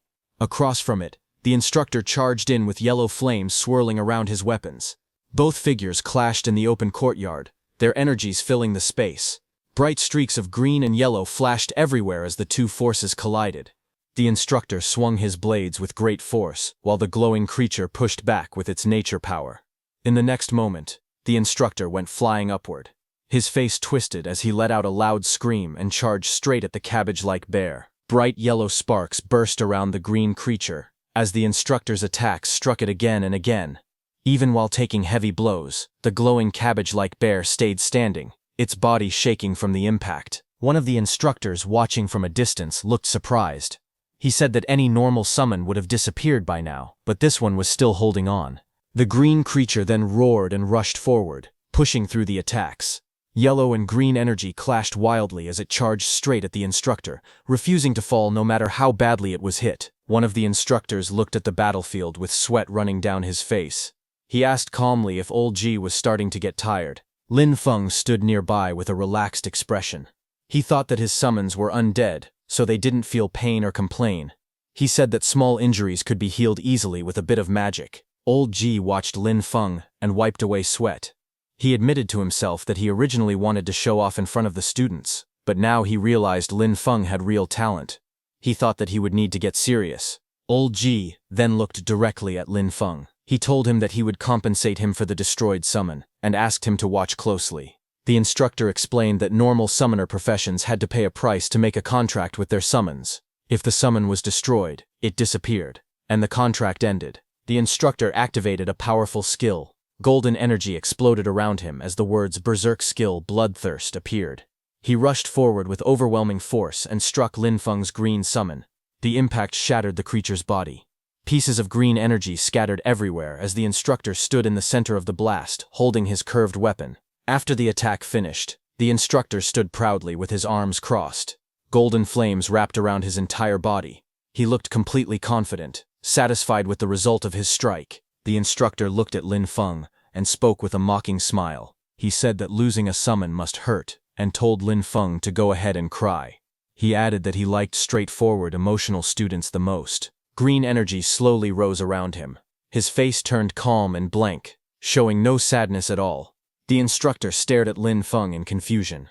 He wondered why the boy didn't look upset at all. He questioned if Lin Feng was so overwhelmed that he had gone past the point of showing emotion. Just then, green energy suddenly spread out from Lin Feng's body, stretching across the ground like long twisting shadows. The green energy then rose sharply, wrapping around the instructor. The vines and shapes tightened around him, lifting him slightly as he shouted in surprise. He complained loudly, asking how many summons Lin Feng actually had, and accusing him of playing dirty. The atmosphere turned tense. A burst of golden energy exploded around the instructor. He destroyed the green energy wrapped around him, and the force pushed him backward. He shouted in panic as the green power twisted violently through the air. A moment later, the examiner stepped forward and raised his hand. He calmly told them to stop. The instructor relaxed, and Lin Feng stood off to the side, his ghostly blue summon fading beside him. The examiner then faced Lin Feng with a composed expression. He said that Lin Feng had proven himself and was now qualified to become a student of Extraordinary Academy. He continued speaking, explaining that all nature-type instructors were currently on rotation at the front lines, so for now there was no teacher available to guide him yet. Lin Feng looked calmly at the examiner, a faint glow of green energy still drifting around him. He asked what would happen to his cultivation resources. The examiner faced him and answered without hesitation. He said the academy would never shortchange any student's cultivation resources, and that Lin Feng would receive everything according to the standard. The man then adjusted his monocle and continued speaking. He explained that because Lin Feng was an outstanding student in this exam, he was allowed to make one request to the academy. Lin Feng's expression shifted as he listened. A faint light flashed in his eyes, and he murmured that freedom and cultivation resources together were basically heaven. In the next moment, his tone became cheerful. He stood before the examiner with a bright, almost childlike smile and said that he wanted a plot of land. The examiner froze. He stared at Lin Feng with a confused expression, blue question marks filling the background around him. With disbelief on his face, he asked if Lin Feng really didn't want rare resources, high-grade gear, or top-tier items, and only wanted land. Lin Feng scratched the back of his head with a bright, carefree smile. He explained that his profession was spirit farm master, and said that he couldn't be a master without land. With a cheerful expression, he asked the director if he agreed. The director sighed in defeat. He stood with his hands in his pockets and said there was a training wasteland on the west side of the city that had been unused for a long time. He told Lin Feng he could do whatever he wanted with it. He also added that if Lin Feng had other requests in the future, he could come find him. Lin Feng stood opposite him with his backpack, bowing slightly as he thanked the director. The director told Lin Feng to go rest in the back and called for the next student, and then the view moved to a wooden door with a sign that read Principal's Office. Inside, a file was opened, showing Lin Feng's photo and his information. Sitting at the desk, the principal looked through the documents. He raised his eyes slightly and commented that spirit farm master was quite an interesting profession. Just then, a woman with pink hair rushed into the principal's office and announced that she had an urgent report. The principal looked up from his desk and asked what it was. She handed him a document. The report stated that Tuka, a member of their investigation team who had been tracking He Xiao, had been brutally killed by a necromancer. She explained that the body was found close to the auditorium, and they now suspected that a necromancer had already slipped into the academy. The scene shifted to the western city training wasteland. Lin Feng walked alone through a quiet forest path, holding a paper map in his hand. While studying the map, he muttered the location to himself and then smiled when he finally found the place marked on it. A moment later, green flames rose from his hand as the usage rights document activated. A glowing message appeared, stating that he now had permission to use 100 mong of training land in the west of Fengtran City, granted by the Extraordinary Academy. Another message followed, explaining that a temporary lease agreement had been activated. The duration was 1 year, and a repulsion barrier had opened, allowing only the student Lin Feng to enter the area. Lin Feng touched his ear with a bored expression and complained that 1 year was really stingy. Then he added that most students would be heading to the front lines after a year anyway, so the limit made sense. Lin Feng raised his arms toward the sky with excitement. Purple energy swirled around him as he shouted that a full 100 move of land was his for at least a year. With joy on his face, he said that this finally felt worthy of the title Spirit Farm Master. A burst of purple light erupted around him. Lin Feng stood at the center of the glowing formation, pointing upward as the energy expanded across the wasteland. One by one, powerful spirit creatures appeared within the purple mist, towering shadow figures, glowing armored beings, and various small floating sprites. They surrounded Lin Feng, filling the sky with bright energy. Lin Feng looked at them with confidence and stretched out his hand. With a fierce smile, he pointed forward and declared that everything was ready. It was time to get to work. A dark, shadowy spirit released a violent burst of purple energy. The force shook the ground and sent rocks flying in all directions as the creature landed with immense power. Not far away, another summoned spirit, one made entirely of blue water, rose into the air. Waves erupted around it as it flew forward, controlling the water beneath it. On the field, a large fluffy beast with a horn rushed across the soil. Its body glowed with bright energy as it dashed ahead, followed by several small floating spirits carrying tools. The scene then shifted to Lin Feng relaxing under the sun. He lounged on a chair with sunglasses on, eating a slice of watermelon. With a satisfied smile, he commented that magic really did change life, and said the ancients hadn't lied. Lin Feng rested in the shade, calmly drinking from a straw. A small blue spirit tapped his shoulder to get his attention. Without changing his relaxed expression, he spoke softly and said that the land had been reclaimed. Hearing this, Lin Feng looked surprised. He turned around while holding a slice of watermelon and stared at his summons behind him. He said they were far more proactive than he expected. One of the undead let out a strange laugh, its glowing mouth curling in an eerie smile. Lin Feng looked at the ice-armored undead standing beside him. With a helpless sigh, he said that expecting undead to have their own consciousness might have been asking too much. Lin Feng finished eating and walked toward the doorway. Meanwhile, the ice-armored undead watched him leave. Its glowing eyes followed him quietly, its expression calm and unreadable. A faint smile slowly formed on its face, the cold blue light around its body flickering softly. Lin Feng walked along the narrow path beside the long row of greenhouses. A faint glow surrounded him as he placed his hand on the glass, checking on the crops inside. From above, the greenhouse roof revealed rows of planted soil beds. Lin Feng stood among the neatly arranged crops, looking up as soft blue light filtered through the glass. Different plants filled the space, some shaped like budding yellow lotuses, others like purple cabbages. Lines of text floated above them, showing their effects: permanent stamina, +1, temporary speed +1, permanent attack +1, all labeled as not yet mature. Lin Feng looked at them with satisfaction. He said that other people had to gain strength through bitter and exhausting training, while he improved himself through crops, balanced nutrition, and a solid foundation. Lin Feng stood inside the greenhouse, turning his head to look at the glowing crops behind him. He said it was a shame that only his crops could produce these effects. He added that if his yield were larger and everyone could improve through these plants, then the demons would become nothing more than weak chickens. Lin Feng walked through the narrow glass corridor holding a shovel. Sunlight filtered through the greenhouse walls as he stopped and thought about his situation. He said he couldn't plant only special crops. He needed enough normal crops outside to hide them.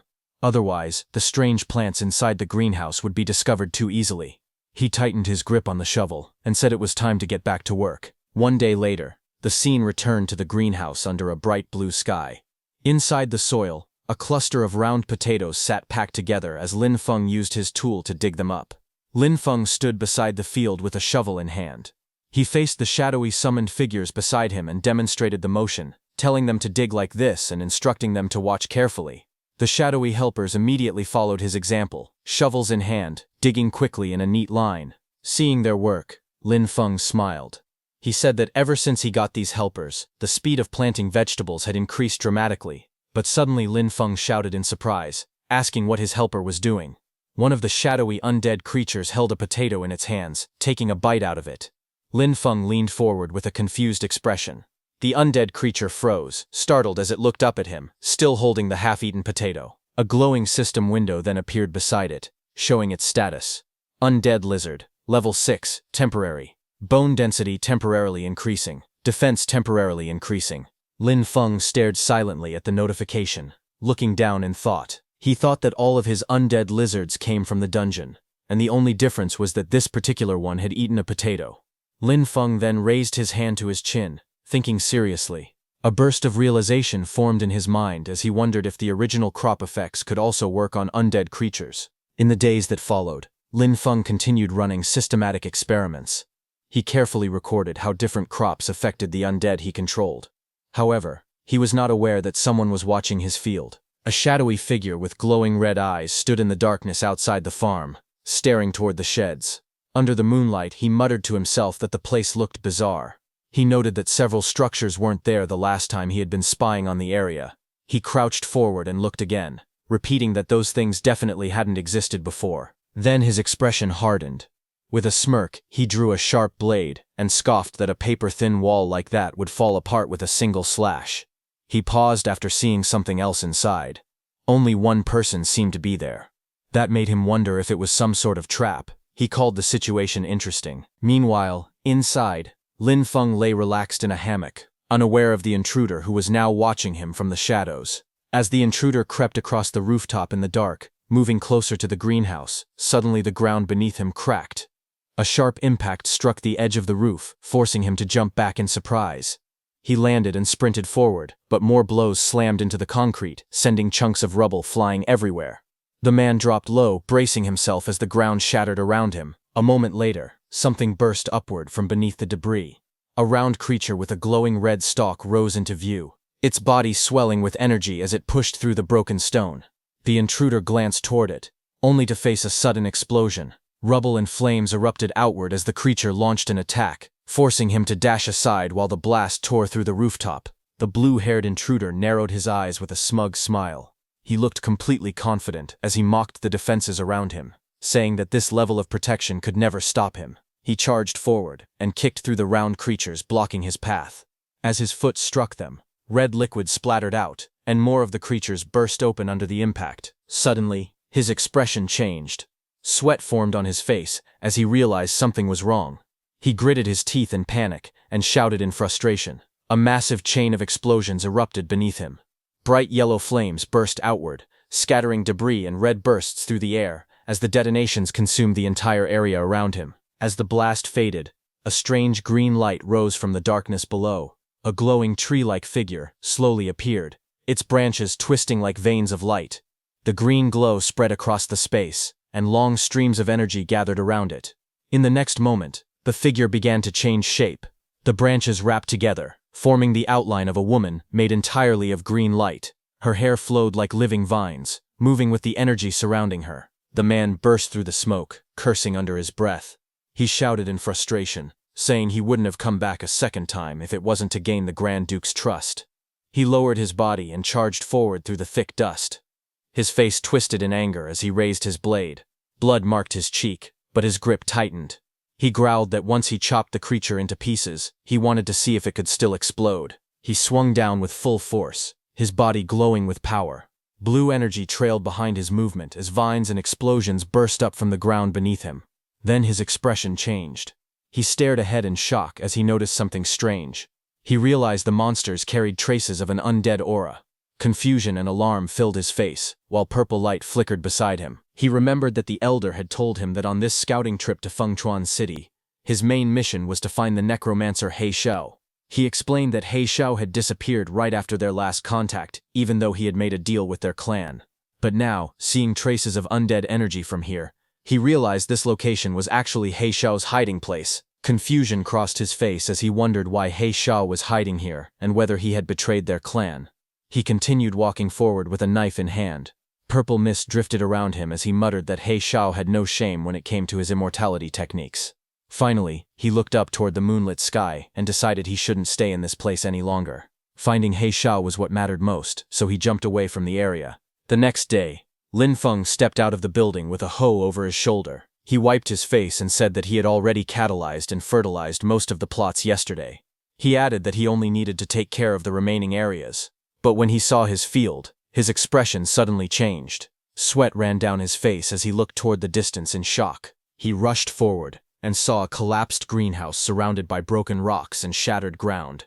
Standing at the edge of the destruction, he stared at the ruins and shouted in disbelief that his greenhouse was gone. Just as he was worrying about his greenhouse, suddenly, a huge shadow crossed the bright sky as a black dragon flew overhead, its wings cutting through the sunlight. Lin Feng looked up from the ruined greenhouse, his expression tightening as he turned toward the sky. He let out a quiet sound of confusion as he stared upward. Moments later, the dragon descended, and two figures stood firmly on its back. One was tall with long black hair, and the other stood beside him with a calm posture. The dragon's red eyes glowed as it hovered above the ground. Lin Feng stepped forward, staring at them in disbelief. He wondered aloud why law enforcement officers had appeared here. The two law enforcement officers stood side by side, red energy swirling around their bodies. The man holding a folder looked at his device and reported that the magic detector showed the source of the magic aura was right here. The tall man beside him listened with a serious expression as the other wondered how a place that used to be a training wasteland had turned into something like this, questioning whether a demon might be hiding there. A small device floated in the air, displaying a message that the land had been leased. The officer with glasses read from his notes and said that although someone had already rented the land, they still couldn't rule out demon activity. He reminded his partner to stay cautious. The two law enforcement officers stood outside the barrier. One of them raised his hand and greeted Lin Feng inside, saying they were from the law enforcement team. Inside the barrier, Lin Feng looked confused and wondered why the law enforcement team had come here. The officer with glasses stepped forward, holding his device. He explained that their instruments had detected a magic aura in the area and asked Lin Feng to open the barrier so they could inspect it. The two officers waited as the barrier glowed between them. The taller officer said they didn't know the exact situation yet, Lin Feng stared at them through the barrier and questioned how there could be magic aura on land he had only rented a few days ago. Meanwhile, outside, one of the officers grew impatient and complained that even getting a farmer to open a barrier took this long. The tall officer then spoke again, saying that Tuka had just been killed by demons, and now demonic energy had appeared here as well. Flames rose behind him as he stepped forward, his eyes glowing red. He looked toward the barrier and declared that, in his opinion, the man inside was clearly a demon spy. Inside the barrier, Lin Feng stayed silent, a drop of sweat running down his cheek as he watched them with a tense expression. Outside the barrier, Haru shouts at Lin Feng, ordering him to surrender. Lin Feng looks up calmly, his expression steady. Nearby, 2 law enforcement officers watch the situation. One of them says that Haru acted too impulsively. The other adds that Tuka has just died, and now demonic energy has appeared here. Because of that, Lin Feng looks very suspicious. He steps forward and speaks directly to Lin Feng. He tells him to cooperate with the investigation and asks him to open the barrier. Hearing that, Lin Feng looks to the side and thinks that he needs to find a way to make them leave. He then speaks innocently. He says that his profession is lowly and that no one has ever truly respected him. He explains that he only wanted to find a quiet place and work hard on his cultivation. But now even the law enforcement team wants to place suspicion on him. One of the men beside Captain Haru looks at Lin Feng with hesitation. He touches the captain's shoulder and says that Lin Feng already looks very pitiful. Hearing that, the captain's expression changes. He loses his temper and explodes in anger, saying that anyone can pretend to be pitiful. The captain clenches his fist in anger, then suddenly rushes forward and throws a punch at Lin Feng with full force. His punch lands, creating a loud impact and sending waves of power through the air. But Lin Feng staggers slightly and grabs Captain Haru's hand. A drop of sweat runs down his face. He realizes that this is bad. His body has been strengthened so much that the captain's punch did not even hurt him. Lin Feng narrows his eyes and thinks to himself that he will have to act a little to get out of this situation. Lin Feng falls to the ground and clutches his chest, acting weak. The captain stares at him in shock and says that he used so much strength in that strike. He cannot understand how Lin Feng is still alive and says that Lin Feng is very suspicious. Lin Feng then looks up calmly and with a crying face asks if they are trying to beat a confession out of him just to close the case quickly. Before the situation gets worse, another man steps forward and stops the captain. He tells Haru to calm down and look carefully. He points out that there is nature magic on Lin Feng's body, and demons hate anything related to nature, something even a child would know. The man with glasses helps Lin Feng up and tells him that they misunderstood him. He says that Lin Feng's nature magic is very pure and that they will explain everything clearly in their report. Lin Feng stands up and looks at him with gratitude. He says that the man is a good person and a truly upright official. The man answers calmly that it is just his duty. Nearby, the captain clenches his teeth in anger and glares at them. In the next moment, power explodes around him as he raises his hand again. Lightning-like energy flashes through the air as he prepares to move. Before anything can happen, the 2 officials move at the same time and step in front of Lin Feng, blocking the attack and stopping the captain from acting further. The captain stays silent, his teeth clenched, unable to say anything. After that, the law enforcement officers ride on their dragons and leave. Lin Feng watches them quietly. After a moment, he lowers his gaze and thinks to himself that this is troublesome. He realizes that just farming is not enough anymore, and that he will need enough strength to protect himself as well. Just then, golden light flickers in the air, and paper cranes slowly come toward him. One stops right in front of him, and a voice comes out. Lin Feng hears an order telling him to report to the academy training ground the next morning to take part in the freshman ability test and ranking battles. Attendance is mandatory. After delivering the message, the paper cranes disappear. Lin Feng looks at the empty air and lets out a soft sigh, wondering why it is so hard to live a peaceful life. Not far away, 2 figures stand together under a tree and watch him leave. One of them quietly remarks that Lin Feng's nature magic is incredibly pure and powerful. The woman looks at the man beside her and asks if Lin Feng is really just a farmer. The man, who is the Extraordinary Academy's principal, replies that he is not sure. He says that the system shows the boy's registered profession as Spirit Farm Master. The principal narrows his eyes and wonders if even the great level 50 nature Archmage Vela is tempted. The woman says it sounds like a mutated profession. She also feels that the boy is hiding another secret. She adds that this display of nature magic alone is enough to clear him of any suspicion of working with demons, as demons could never fake such life energy because it disgusts them too much. The principal agrees, and says this should silence some people for now. He adds that the real show is still ahead. After that, green nature energy rises and spreads around them, and in the next moment they teleport away. Then the scene shifts to the extraordinary Academy freshman training ground, where many new students have gathered together. Some of them look confused and complain that the interviews are already finished, and they have even chosen their instructors. They do not understand why there is another test. Others agree and say they thought classes would start right away. One student lowers his voice and says he has some insider information, but then laughs and refuses to tell anyone. Lin Feng stands quietly at the side, listening to their chatter without saying a word. His expression remains calm as he looks ahead, waiting for what will happen next. Just then, the pink-haired instructor steps forward and tells everyone to be quiet. She says she knows they all have many questions. She explains why the academy is holding an academy-wide entrance test after the instructor interviews. She says that yesterday, urgent military news arrived from the front. Demon attacks have become stronger, and the fortress outside the third barrier is close to collapsing. She announces that the academy has received orders and must quickly send a group of fresh forces to support the front lines. Hearing this, the students react in shock. Some shout that they have just started school and ask why they are being sent to the front so soon. Others question whether they were not supposed to study and cultivate first.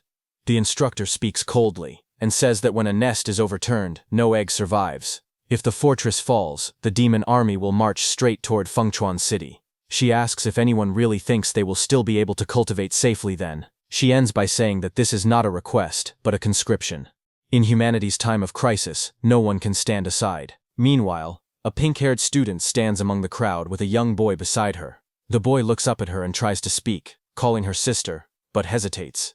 Not far away, Lin Feng stands quietly with his backpack on his shoulder. His expression is calm, and he looks straight ahead without reacting to the noise around him. The pink-haired girl turns back to the boy and gently tells him that it is okay and not to worry. She glances in Lin Feng's direction, her cheeks slightly red, and quietly says that he is very outstanding. She wonders if he will be chosen in the draft. After that, the pink-haired instructor raises her voice and orders all freshmen to enter the training grounds and prepare for live combat testing. The crowd begins to move forward. Lin Feng walks with them, his hands in his pockets. He quietly thinks that as a farmer-type profession, he probably will not be sent to the front lines at a time like this. Otherwise, his farming plan will be disrupted. Soon, the test begins. Lin Feng stands on the field, facing a female student holding a staff. She looks at him and calls him a spirit farm master. She says she has heard that he is good at dodging. The girl suddenly raises her staff and tells Lin Feng to turn to ashes as she attacks. Flames burst out and rush toward Lin Feng. The pillar of fire roars forward, but Lin Feng calmly steps aside. The flames miss him completely. Lin Feng looks at the attack without any panic. He says calmly that it is too slow and that her magic is not condensed enough. He adds that the fire could not even roast the sweet potatoes in his field. Hearing Lin Feng's taunt, the black-haired girl becomes furious. She frowns and begins chanting, speaking of a flame spirit sleeping at the end of the world. She raises her staff and says she will command it. While she is doing that, Lin Feng watches her quietly without saying anything. He gets bored, and before her spell can finish, he suddenly moves. Green light flashes around his arm as he strikes. He tells her calmly that her casting time is far too long. The blow lands. The girl cries out as she is sent flying backward, crashing into the ground. Green energy spreads across the arena as the dust settles. A voice announces the result of the match. Lin Feng is declared the winner. Then Lin Feng's results are displayed one after another. Lin Feng defeats opponent after opponent, and every match ends with his victory. Lin Feng scratches the back of his head and thinks that beating this many people should be enough. He feels that he can lose the next few matches on purpose. While he is thinking that, the black-haired woman steps forward and hands him some water. Lin Feng looks up at her and politely thanks her. The woman smiles and tells him that with his talent and potential, he is more than qualified to aim for a much higher stage. Lin Feng looks slightly surprised and asks what she means by a higher stage. She explains that if he earns enough credits and passes the assessments, he can be promoted into the more advanced Sunwheel Academy. The woman explains that the Advanced Academy has better cultivation techniques, stronger instructors, and even chances to obtain legendary weapons or powerful mounts. Lin Feng listens quietly, then calmly says that he appreciates the offer, but remembering the law enforcement incident, he tells her that he does not really need any of that. The woman looks surprised and asks what he wants instead. Lin Feng smiles lightly and answers that he only wants a bigger and better piece of land so he can farm in peace. Hearing that, the woman looks at him and says that he misunderstood her. She explains that she meant his final goal, what he plans to do after finishing those fields. Lin Feng answers honestly. He says that he plans to farm even more land, so more people can have land to work on. He wants everyone who wishes to farm to have fields. Hearing that, the woman smiles slightly and thinks that wanting more land means wanting to reclaim all the land. She calls him an ambitious child. Just then, the principal walks over and asks if Lin Feng is not already developing the wasteland in the west of the city. He asks if that is still not enough. Lin Feng laughs loudly and scratches his head. He says that when it comes to farming, the more land there is, the better. Just then, there is a new announcement calling out the next match. The next match is Lin Feng versus Ai Ling. Lin Feng raises his hand slightly and smiles, saying that it is time to go. As he walks toward the arena, the principal, watching him, comments that Lin Feng is very straightforward. The black-haired woman beside him calmly says that if Lin Feng wants something, they should just give it to him. Hearing that, the principal asks the black-haired woman if she plans to take Lin Feng as a student. The woman looks at Lin Feng's back as he walks away and says that he is quite an interesting boy. The announcer calls out and tells them to prepare for battle. Ai Ling, the pink-haired girl, stands across from Lin Feng and says that she really did not expect to fight him. Her grip tightens as she says that she will give this match everything she has. Lin Feng looks at her calmly and gives a small smile. He speaks honestly and says that he cannot beat her, and that he was originally planning to surrender. Hearing him, Ai Ling jumps to attack, asking if he is insulting her.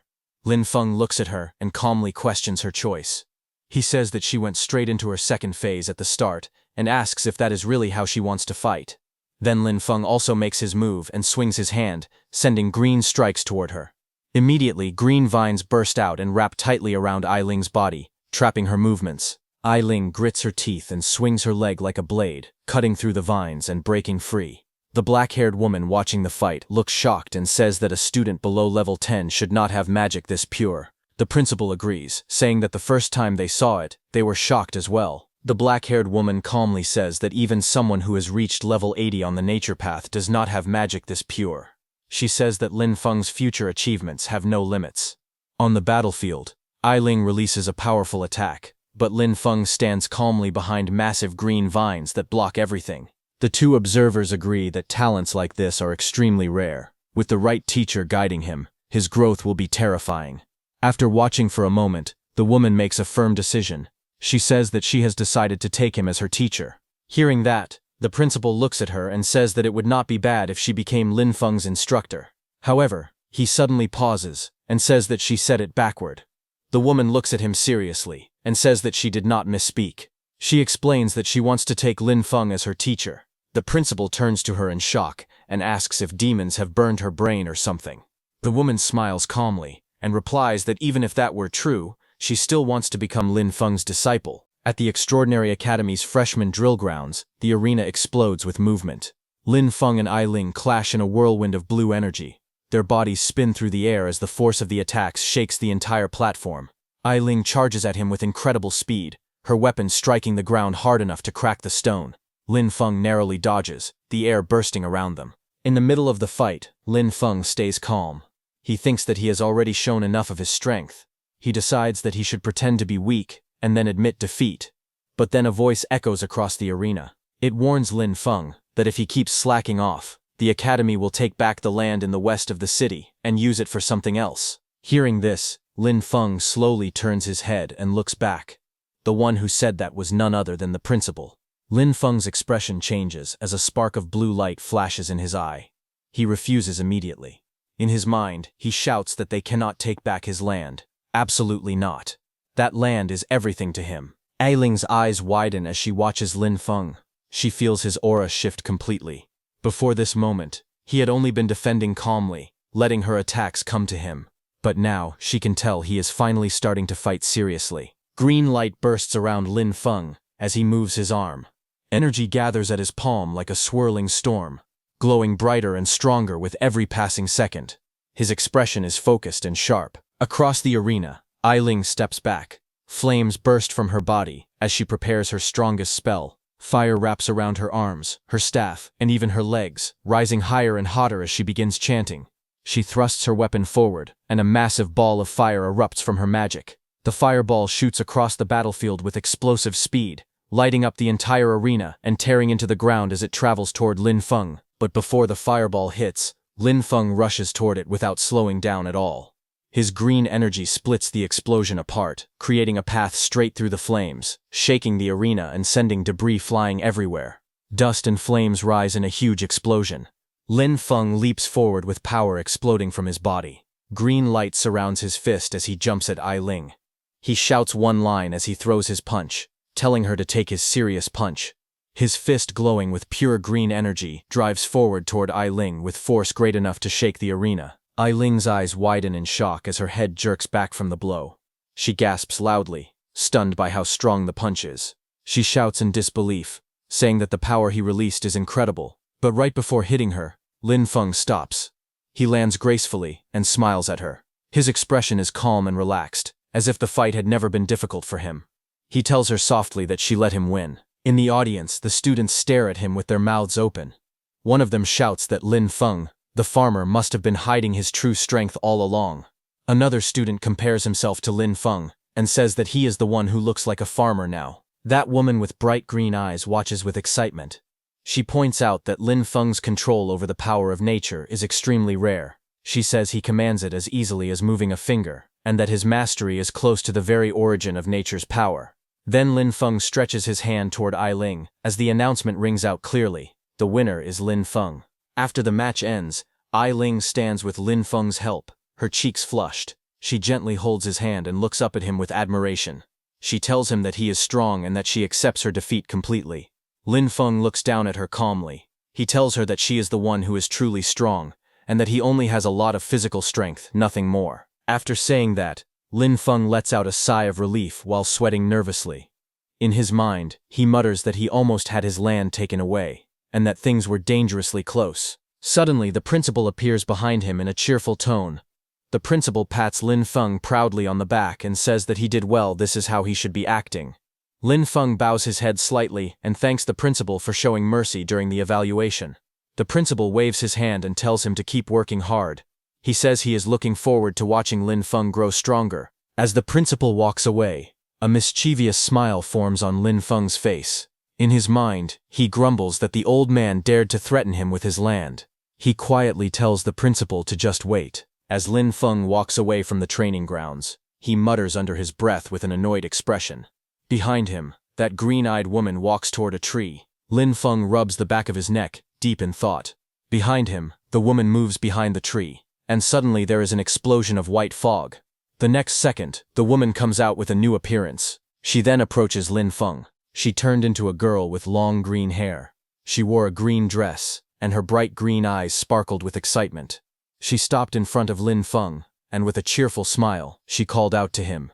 She asked student Lin Feng to please guide her in her cultivation. Lin Feng froze for a moment. His hand rested on his chin, and his eyes widened in confusion. He stared at her, as if he had misheard. He asked her if she was okay, and wondered out loud why a combat class student would ask a farmer like him for guidance. The girl quickly introduced herself. She said her name was Vera, and that they had never met before. She explained that she had just watched his entire match. She spoke passionately. She said his use of natural mana was unbelievable, simple, perfect, and filled with life and strength. She admitted she had never seen anyone command the power of nature the way he did. Her bright eyes softened as she confessed something more personal. Vera said she had been stuck at her current cultivation realm for a long time. She believed that observing Lin Feng's path might give her the inspiration she needed. Hearing that, Lin Feng scratched the back of his head awkwardly. His eyes were wide and confused as he looked at the green-haired girl. He asked her if she was also a nature-type student. He explained that the nature-type instructors were still away on the battlefield and suggested she wait a little longer. He added honestly that he only knew how to farm. Vera held her hands together and spoke with seriousness. She said that the skilled were the true teachers. She did not expect him to formally accept her as a disciple. She only hoped to occasionally visit his fields to observe and learn. She bowed deeply toward him, almost pleading. She said even if she could only help with random small tasks, just being near his natural aura would be enough for her. She begged him to allow it. Lin Feng flinched and panicked internally. But in his mind, he repeated that he couldn't let people know what he was growing in his fields. It was too dangerous, and it would be too easy for his secret to be exposed. He turned his head slightly and spoke with calm politeness. He apologized and said that, as a farmer, he had nothing he could teach her. He insisted that he only had a lot of physical strength and was not good at fighting. But before he could say more, the principal suddenly appeared beside him, placing an arm around his shoulder. The principal leaned in and whispered that since Vera was begging like this, Lin Feng should just agree for his sake. Lin Feng stared at the principal in shock. The principal brought his mouth close to Lin Feng's ear and whispered a long string of censored words, clearly explaining something privately. Lin Feng slowly responded that whatever the principal had just said sounded not very good. His expression showed immediate hesitation and worry. After hearing the principal's whispered advice, Lin Feng's expression softened. He let out a small sigh and then agreed. He said that if things were like this, then it was settled. Hearing him, Vera's face lit up instantly. Her eyes sparkled with joy as she thanked him excitedly. She promised she would never disturb him and spoke his name with sincere gratitude. Unable to hold back her excitement, she suddenly rushed toward him and hugged his arm tightly. She asked in a stuttering voice if she could visit tomorrow or no, even right now. Lin Feng looked to the side, embarrassed, but answered calmly. He said it depended on her, and explained that his land was on the west side of the city. Soon after, they arrived at the West City training wasteland, just outside his greenhouse. Vera, now in work-style clothes, moved around energetically. She asked if there was anything she could help with. Lin Feng watched her quietly, and thought to himself that at least her attitude was very serious. But he also reminded himself that he could never let her see the crops growing inside his greenhouse. Trying to keep her busy, he pointed outward and told her to look around outside for now and get familiar with the place. He explained that he was currently giving some special attention to the newly bred seedlings. Vera turned her gaze toward the greenhouse. Her eyes widened slightly, as if sensing something unusual. A thought rose in her mind. These crops seemed extraordinary. She observed the fields in front of her, and realized something shocking. She thought that the crops here had been nourished entirely by pure natural mana. These were high-grade plants, capable of giving temporary attribute boosts. As she stood there in awe, Lin Feng walked further into the greenhouse area, his back facing her, completely unaware of the amazement spreading across her face. Vera leaned forward slightly. A soft smile formed on her face as she looked at Lin Feng's plants and said that Lin Feng was making her more and more curious. Then, 1 hour later, Lin Feng returned, but Vera was still on the ground outside the greenhouse, carefully examining the soil and plants. Suddenly, her eyes widened. She lifted a small piece of soil to her face, staring at it in shock. Her expression tightened with disbelief, and she whispered that it was unbelievable. Lin Feng walked toward her from behind. He looked down at her calmly and asked if there was a problem. Vera stood up halfway and looked up at him, still stunned. She asked him whether the crops here were really grown using only this very ordinary soil. Lin Feng nodded and confirmed it. He said that yes, it was just normal soil. Vera looked even more confused. She asked again, making sure there was no mana crystal powder, no elemental loam. Lin Feng scratched the back of his head and gave her an easy smile. He explained that he had thought about using those fertilizers, but anything infused with mana was far too expensive. With the little money he had, there was no way he could afford them. Lin Feng pointed at a small wilted plant beside him. Its leaves were curled and dry under the sunlight. He calmly explained that these plants were probably malnourished. Vera looked at the weak crop, her green eyes narrowing in thought. A quiet inner voice rose in her mind. She noted that Lin Feng's natural mana was extremely powerful, far stronger than normal. If that was the case, she wondered if she could help him somehow. A moment later, she straightened her posture and spoke with a polite smile. She told Lin Feng that the school actually had a special rule. Students could exchange materials dropped in dungeons for certain items at the academy warehouse. Lin Feng immediately stepped closer, grabbing her shoulders in excitement. His face lit up with hope as he asked her if what she said was really true. Vera nodded and continued explaining. She gave an example. In Storm Academy's level 10 dungeon, Gloom Forest, the final boss, the Shadowfall Kobold Chieftain, sometimes dropped an item called the Chieftain's Fang. She said that this fang could be exchanged for a bottle of Earth Pulse, a rare nurturing resource. She lowered her voice slightly and added that level 10 dungeons were very difficult. Usually they needed around 5 people to clear safely. Then she admitted that what she said was indeed true, but also mentioned that this regulation would soon be cancelled by the academy. Hearing that, Lin Feng's eyes lit up with excitement. A bold smile spread across his face as he clenched his hand into a fist. He said loudly that this was great, and announced that he was going right now. Vera watched him dash away with surprising speed, a hoe in his hand. As she looked at his back, she wondered quietly if only someone with such a pure and simple heart could create such pure natural mana. Soon after, Lin Feng arrived at a massive tree-like structure. At its base, a swirling blue-purple portal glowed brightly, the entrance to the level 10 dungeon, Gloom Forest. 2 academy supervisors stood guard in front of it. A group of students standing nearby noticed Lin Feng running toward the portal. One of them pointed at him in confusion. He asked why a farmer was coming here, and guessed that Lin Feng must have gone to the wrong place. Another student laughed loudly, mocking the hoe in Lin Feng's hand, and joking that he must want to dig up wild vegetables inside the dungeon. Someone recognized him. He said it was Lin Feng, the freshman, and remembered that he was only level 8. Shock spread among them as they wondered if Lin Feng was crazy for coming to a level 10 dungeon alone. Ignoring the comments, Lin Feng approached the supervisors respectfully. He handed them a form and said he wanted to apply for a solo entry into Gloom Forest. One supervisor took the paper and read it. His face tightened with concern. He explained that Lin Feng's level was too low, and that entering the dungeon alone carried extremely high risk. Lin Feng held up the form with a bright smile on his face. He said that according to the academy regulations, any student of the academy had the right to apply for dungeon entry. He politely asked the supervisor to allow it. As he said that, Vera appeared behind him. The supervisor stared at her in shock. His eyes widened as he immediately recognized her. Before he could say more, Vera quickly stepped forward. She put her finger to her lips and told him to stay quiet, signaling him not to reveal anything. The supervisor then took a breath and corrected his posture. He acknowledged that the regulations were indeed true. He wished Lin Feng good luck and told him to act within his ability. He warned that if Lin Feng couldn't win against the dungeon monsters, he must retreat immediately. Then Lin Feng walked toward the entrance area. A group of older students watched him move forward. One of them frowned and asked if Lin Feng was actually an idiot. They whispered among themselves, saying he was nothing more than newly recruited cannon fodder. They insisted he couldn't compare to elite students like them. Another student looked toward the glowing dungeon portal and spoke with cold amusement. He said that it would be better if Lin Feng died inside. Having such a useless junior, he muttered, only brought embarrassment to their extraordinary academy. Then, inside the level 10 dungeon, Gloom Forest, a pack of blue wolf-like monsters rushed forward. Their red eyes glowed fiercely as they lunged toward the intruder. Lin Feng stood calmly in front of them.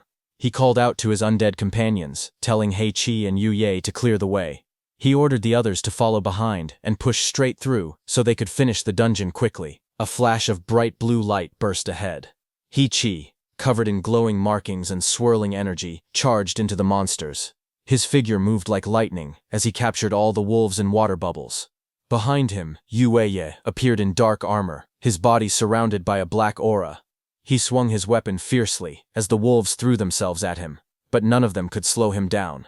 Soon, their bodies fell to the ground. Lin Feng walked up to the corpses. Purple energy began to swirl around his hand as he used his Necromancer, Undead summoning power. With a cold, steady voice, he commanded the fallen beasts to rise and become his warriors. A small glowing creature appeared beside him. Its body shaped like a cute dog. A blue panel identified it as a kobold undead. Deeper inside the dungeon, the largest chamber opened before Lin Feng. A towering monster stood there, the Shadowfall Kobold Chieftain, level 12.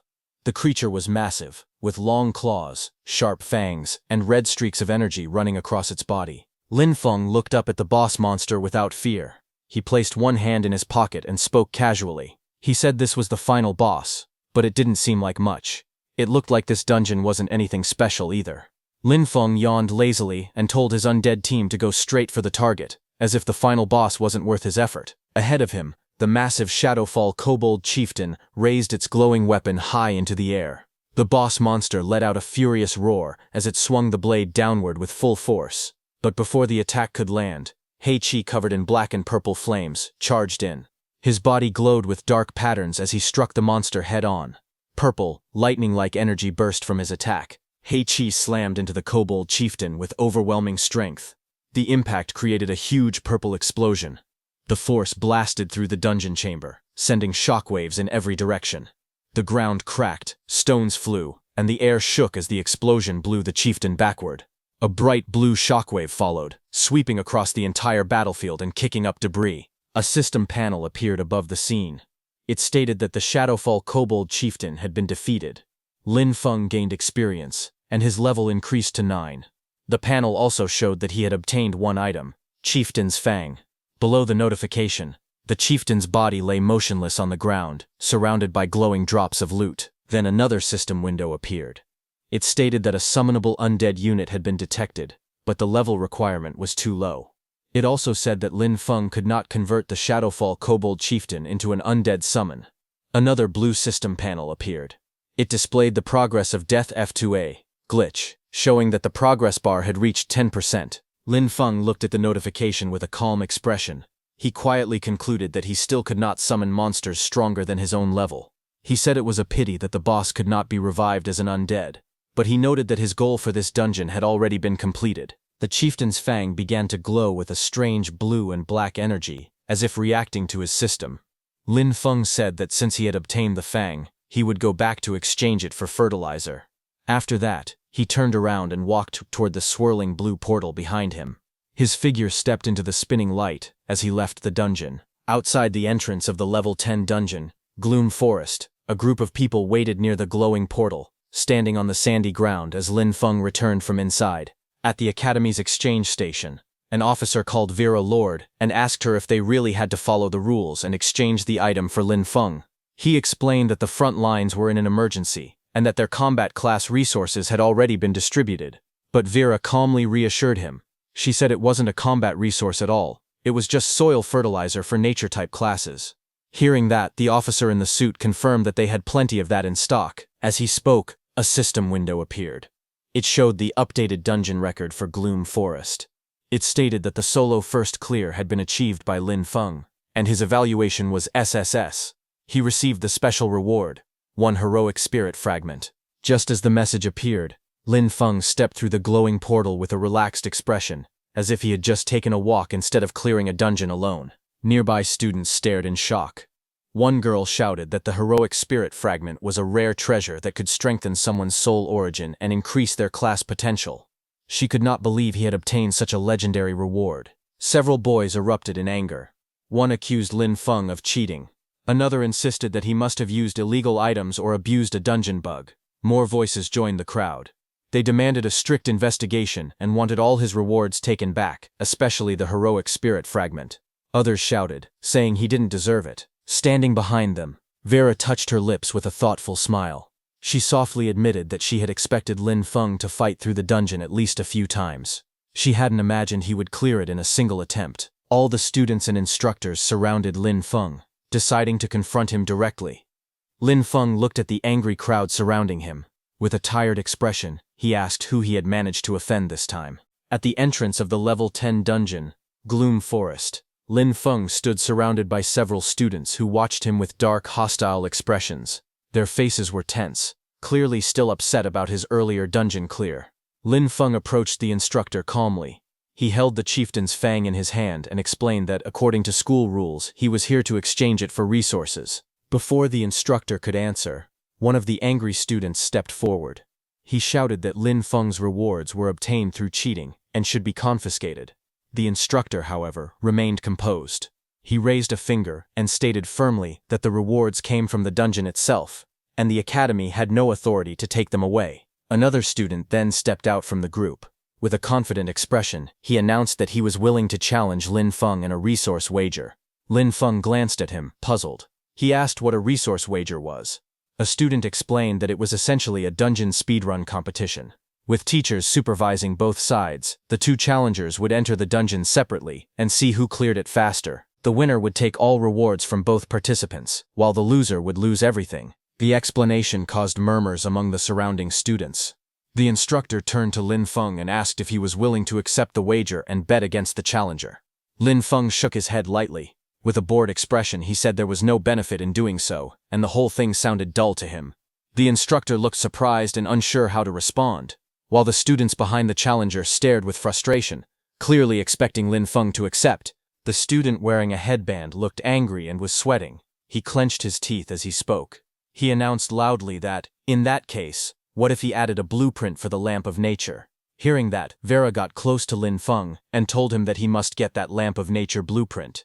She then explained what the blueprint was. She said the Lamp of Nature was a special growth-type magic tool that only the Nature Department could use. She said that a blueprint could only be used to make one lamp, so it was very rare. She continued explaining that its effects included shortening the crop growth cycle with no side effects. The headband student smirked and leaned slightly toward Lin Feng. With a mocking smile, he asked if Lin Feng was done asking, and how he felt about the proposal, and whether he wanted to bet. At the same time, the student secretly held his phone behind his back. Messages appeared on the screen. That student sent a message to someone named Senior Huru the moment Lin Feng came out of the dungeon. That Senior Huru told the student to find a way to stall Lin Feng, but the student asked Senior Huru, what if Lin Feng ignored him? Senior Huru then told the student to bet resources against Lin Feng, asking if he didn't have a Lamp of Nature blueprint. The student replied that it was the foundation of their family's rise, but in the end, he agreed and sent a message saying that he was fine with it. Meanwhile, Lin Feng thought that his necromancer powers must not be exposed, but if there was only one supervising teacher, hiding his abilities should not be too difficult. His eyes sharpened with determination as he decided that this Lamp of Nature, he would take it. Lin Feng smiled confidently. He looked straight ahead and spoke with a slight grin, saying that he accepted. Hearing that, the rival student laughed loudly. He raised his chin with arrogance and declared that with the teacher supervising, he would expose Lin Feng's secrets immediately. Lin Feng stood a short distance away, hands in his pockets, appearing relaxed. The scene shifted to the swirling blue portal of the level 10 dungeon. Gloom Forest. Light spun inside like a vortex. Inside the dungeon, Lin Feng stood beside the supervising teacher. The teacher turned and asked how Lin Feng managed to clear the dungeon so quickly. Lin Feng lowered one hand behind his neck, smiling confidently again. He told the teacher that he would show his strength. Green light suddenly burst around him. Powerful energy swirled in his hand as Lin Feng extended it forward. His expression sharpened as he called out for his farmhands to come forth. A bright green light burst around Lin Feng as swirling energy gathered above him. From the glow, his undead covered with earth energy formed, towering behind him like a giant guardian. Green waves spun across the area as Lin Feng stood calmly beneath the summoning circle. The supervising teacher stared at the scene in shock. Sweat slid down his face as he whispered to himself. He thought the summoning was unbelievably fast, and the troops Lin Feng called out looked very strong. Lin Feng walked forward with confidence, and the teacher followed him, still watching the green light. The teacher thought that this would be his best chance to observe what ability Lin Feng had used to clear the dungeon alone. Lin Feng suddenly raised his hand. His eyes sharpened, and his voice rang out clearly. He ordered his summoned troops to attack with full force. At the same time, a pack of monsters rushed forward from the darkness. Their glowing red eyes and open jaws showed their rage as they charged straight at the summoning. But Lin Feng's summoned undead reacted instantly. The undead beast covered in plant energy swung forward and slammed into the monsters.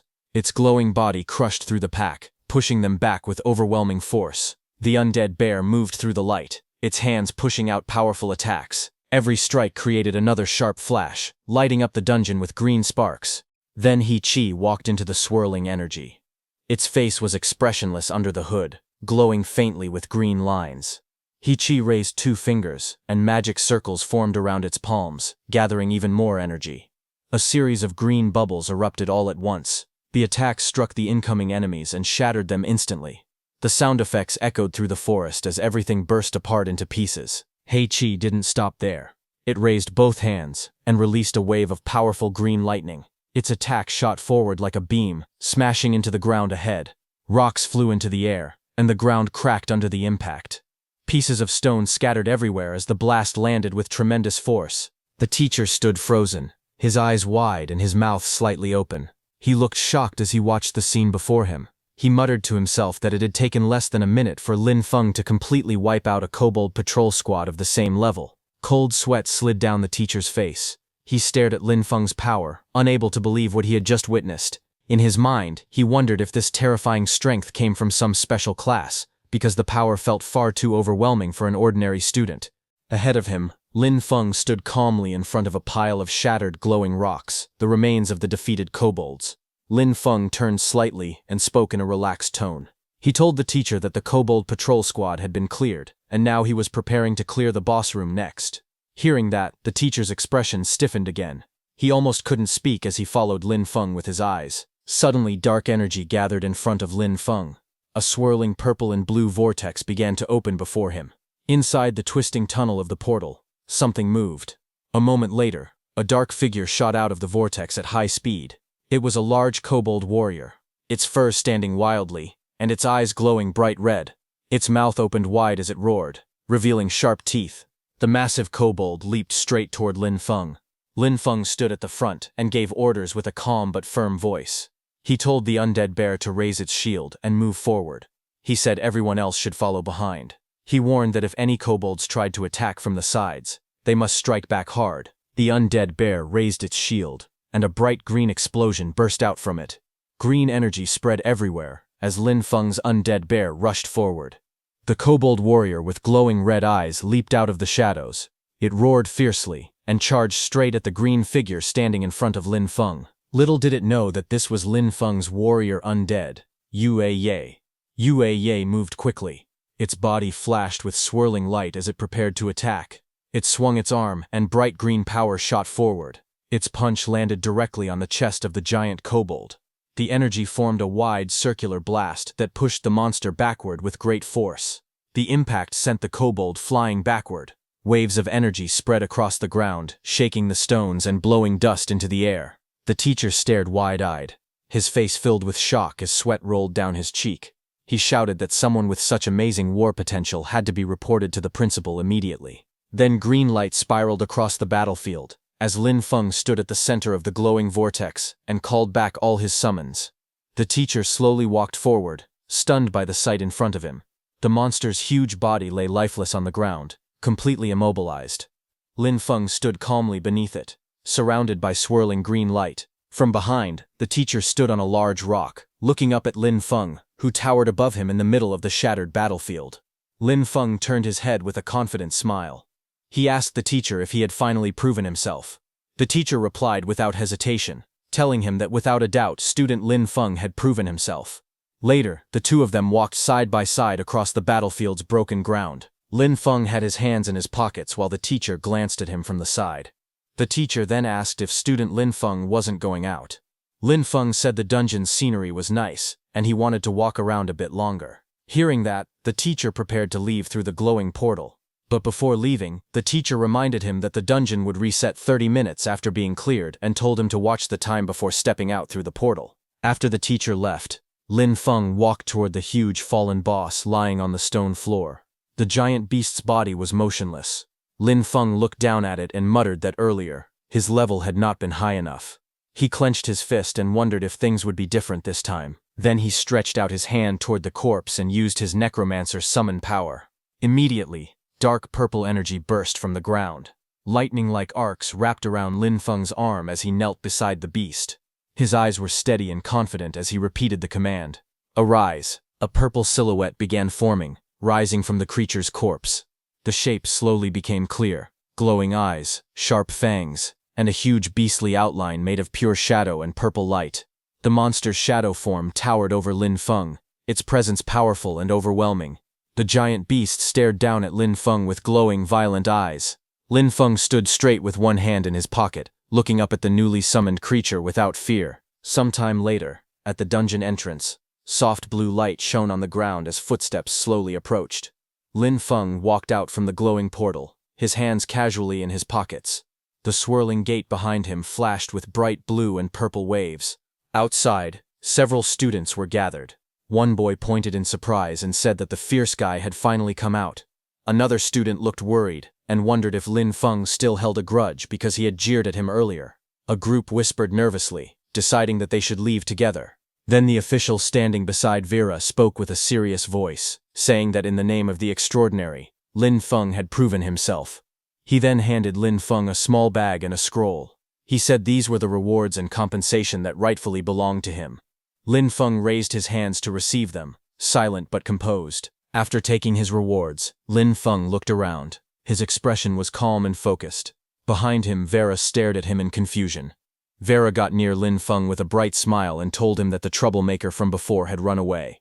She explained that after the administrator came out to give his testimony, that student realized he was in the wrong. He immediately dropped the items he had taken and escaped. Lin Feng listened quietly.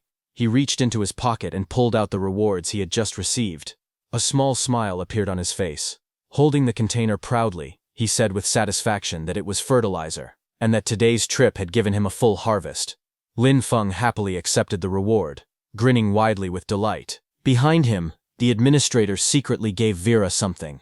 He told Vera that he thought she might need the recording stone, the stone that captured Lin Feng's battle inside the dungeon. Then the scene suddenly shifted to a fist slamming hard into a punching bag. A photo of Lin Feng had been taped to the surface, and the punch landed directly on his face in the picture. It was inside Sunwheel Academy, in Haru's room. Haru continued to strike the bag angrily. His muscles tensed as he shouted in frustration. He cried out that Lin Feng, just a lowly farmer, had humiliated him again and again. Breathing heavily, Haru finally stopped and sat down. He rubbed his forehead with a troubled expression. He admitted that using force wouldn't work, and even the Academy's own rules couldn't punish Lin Feng. After a long moment, he muttered to himself that he would need to use another method. Haru narrowed his eyes sharply. His expression hardened as he muttered to himself, saying that Lin Feng was only showing off because he relied on a bit of nature magic and summons. In that case, he held out a sealed envelope. His voice turned firm as he ordered his subordinate to immediately send the letter to the front lines, addressed to his uncle, the Count. He added another command. He ordered that the mentors from the nature department, who were currently on rotation at the battlefield, must return to the academy as soon as possible. Hearing that, nearby, his subordinate, the same student who had just challenged Lin Feng, looked surprised as he held the envelope. He asked if Haru was planning to use the nature department mentors to suppress Lin Feng. Haru crossed his arms confidently. He smirked as he explained that the old mentors valued the purity and rules of nature magic above everything else. He said they would never tolerate anyone breaking those principles. With a cold glint in his eyes, he added that letting those mentors deal with Lin Feng would be the perfect solution. He wanted to see whether Lin Feng could still act so arrogantly once they intervened. At the same time, inside Vera's room at the Extraordinary Academy, Vera was lying lazily on her bed. She wore a loose white shirt, her long hair falling around her shoulders.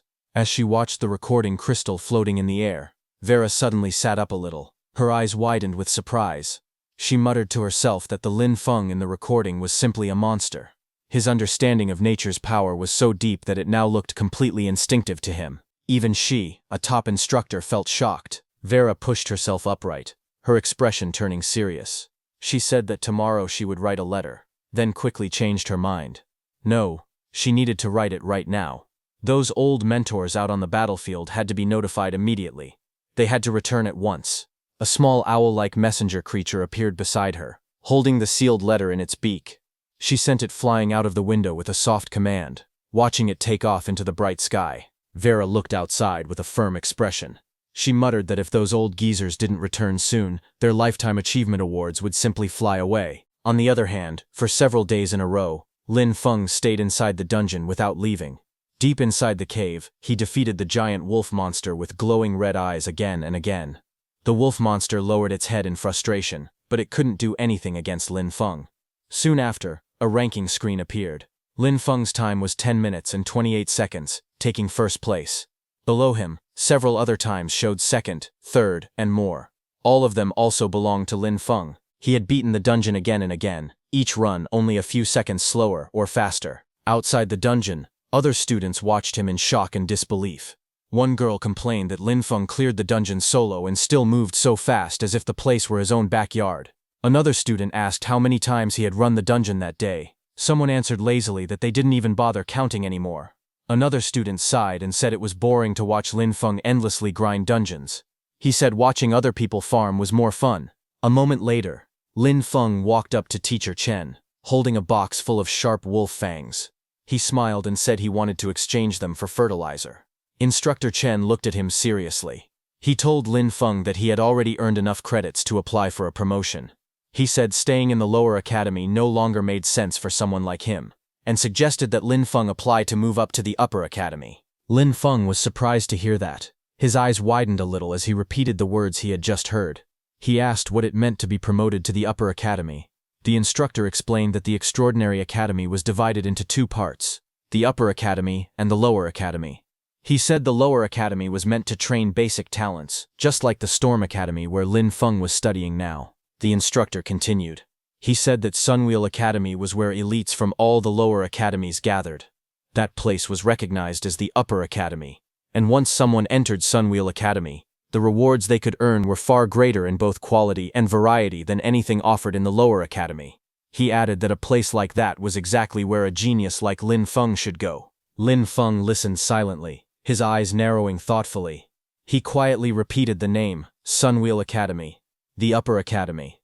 Then he smiled slightly and thanked his teacher for explaining all that to him. The scene then changed to the Academy Mission Hall. Lin Feng arrived there and walked up to the counter, speaking politely. He said that he wanted to apply for promotion to Sunwheel Academy. The woman sitting behind the desk looked up at him with a relaxed smile. She asked for his name, department, and credit voucher. He handed over his credit slip, and she took it to check. A screen appeared in front of her, displaying his information. Name, Lin Feng. Department, Nature Department. Affiliation, Storm Academy. Current credits, 30,135. A few students nearby noticed it and began whispering. One of them said in surprise that Lin Feng actually had 30,000 credits. Another recognized him, calling him the guy who had crazily farmed Gloom Forest again and again. They wondered aloud how many times he must have cleared it to reach that number. The woman behind the desk finished checking his information. She told Lin Feng that his credits were verified and handed him a promotion mission scroll. She explained that once he completed the mission and passed the final review, he would officially become a member of Sunwheel Academy. Lin Feng accepted the scroll. Then he asked calmly if, after his promotion, he would be able to exchange for gold-grade supplies. The red-haired woman explained that since Lin Feng was still part of Storm Academy, he could only exchange his credits for supplies ranging from bronze grade to silver grade. The blue-haired woman sitting at the table added on. She said that after Lin Feng completed his promotion, he would be able to exchange his credits for gold grade, to even platinum grade rare supplies. Hearing this, he nodded politely and said his thanks. Lin Feng then walked through the academy mission area. He was surprised to see that his mission only required going to the defensive line area outside the city to look for something.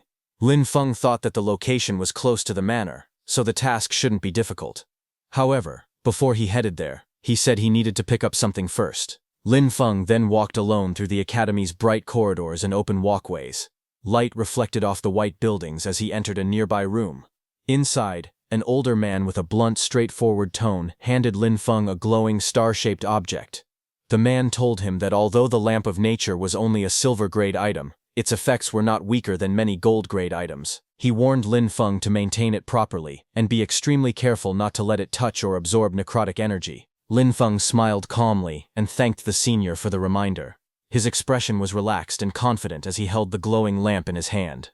After that, Lin Feng went outside and checked left and right to see if anyone was following him as he walked across the grass near the academy. Lin Feng walked deeper into the forest. As he walked between tree trunks and bushes, a thought appeared in his mind. That blacksmith had said that the Lamp of Nature could not be corrupted by necrotic energy. Even though the blacksmith had said that, Lin Feng still felt something strange in his heart. He didn't know why, but he had a strong urge to test it. Soon he sat on the ground and took out the Lamp of Nature which floated in front of him.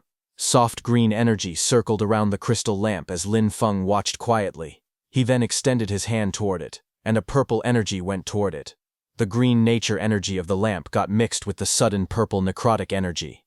The next second, a huge undead skull appeared behind the lamp, glowing bright purple with fierce eyes. Bone-like structures formed around the lamp, turning it into something terrifying. Lin Feng was shocked as purple flames surged around him.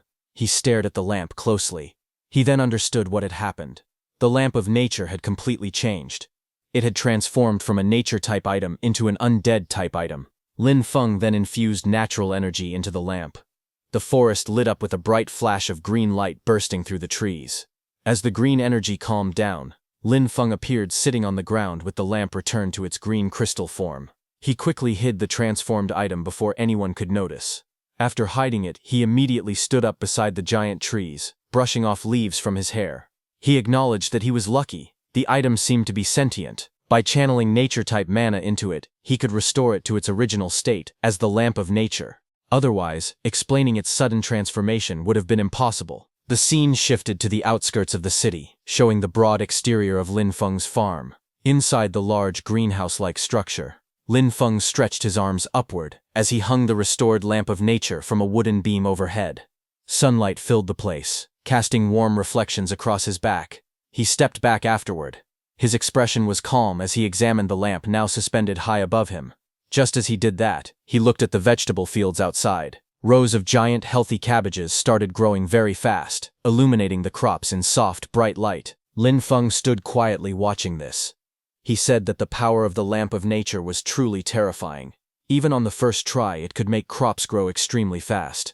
As he got dressed, Lin Feng mentioned that the Extraordinary Academy would surely have even more things like this. He said he needed to finish the Upper Academy promotion mission as soon as possible. After putting on his clothes, Lin Feng rushed forward, wrapped in a bright blue energy aura as he sprinted out of the farm. Just as he left, inside the farm, Lin Feng's blue undead came out near the wooden doorway of the greenhouse. It looked at the place where the lamp of nature was with confusion. Slowly, the blue undead raised its hand and took hold of the lamp of nature. Meanwhile, far away at the edge of the abandoned watchtower, the cracked pink tower stood under the light, surrounded by drifting smoke. As Lin Feng arrived at the site, he stared up at the towering pink watchtower covered in cracks. Mist and strange lights surrounded the entire area. He narrowed his eyes and muttered that this was indeed the mission location. He stepped forward carefully. Because it was a search mission and the mist was thick, he reminded himself to stay cautious. The air was cold and visibility was low. When he crouched down, he noticed something on the ground, a footprint. He examined it closely. The mark looked fresh. That meant someone had been here recently, maybe only moments ago. Surprised, Lin Feng wondered who would even come to such a strange and foggy place. Before he could think too long, he heard a sudden sharp noise echoing through the mist. He immediately looked up, alert and focused. At the top of the watchtower, two figures stood in the swirling fog. One of them shouted urgently for the other to hurry. Their young master had ordered them to steal the mission item before Lin Feng arrived so they could make him fail the task. A moment later, one of them laughed excitedly. He yelled that he had found the item. They were two men in suits who stood inside the mist-filled watchtower. One of them had found the book that was Lin Feng's mission item. One man grabbed the thick book in his hands, while the other kept watch near the railing. The man holding the book spoke nervously. He warned his partner to keep his voice down, saying that Lin Feng could show up at any moment. The other man showed no fear. He scoffed, saying there was nothing to worry about.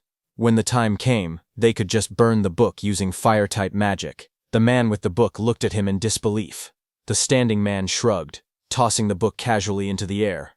He explained that if the item was destroyed, Lin Feng wouldn't be able to complete his mission either. Suddenly, a gust of energy burst through the area, and the book fell from the watchtower. Lin Feng below caught the book in his arms before it could hit the ground. His eyes narrowed as he secured the thick volume. He looked at the two intruders with a faint smirk, asking if they meant he should thank them for making it easier. Both men froze. Their faces twisted in panic as they realized Lin Feng was already there. One shouted in anger, blaming the other, and saying everything was his fault. The man barked an order at his companion. He shouted for him to snatch the item back from Lin Feng. The two men lunged forward at high speed, blue flames bursting from their hands as they charged toward Lin Feng standing below. Their suits fluttered violently from the force as they leapt off the railing, aiming straight at their target. Seeing that, Lin Feng reacted immediately. A green glow surged around his hands as sharp tree roots erupted upward from the ground. The blades of tree roots shot up in a straight line, tearing through the ground and intercepting the attacker's path. The two suited men lost control mid-air, their bodies spinning helplessly as the tree roots wrapped around them. Lin Feng hung both of them upside down, completely bound by layers of tree roots. Their eyes bulged in shock as they dangled helplessly. Lin Feng stood in front of them with his hands on his hips, looking up at the two trapped men.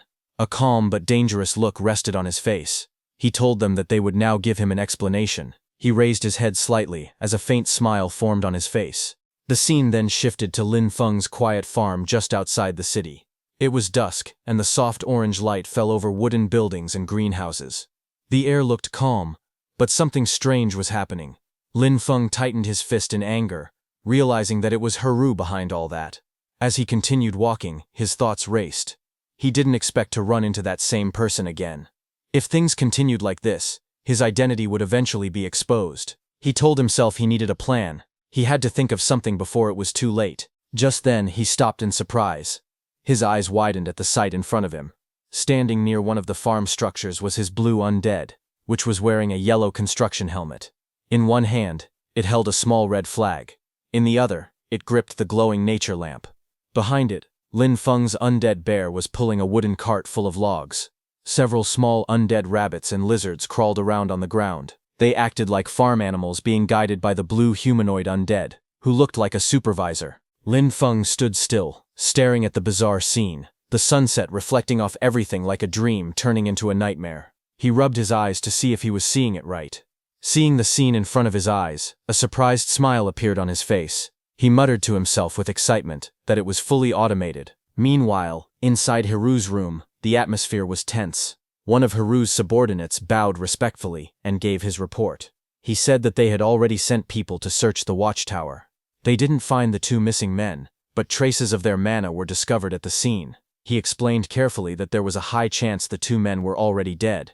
Before he could say anything more, a loud crash echoed through the room.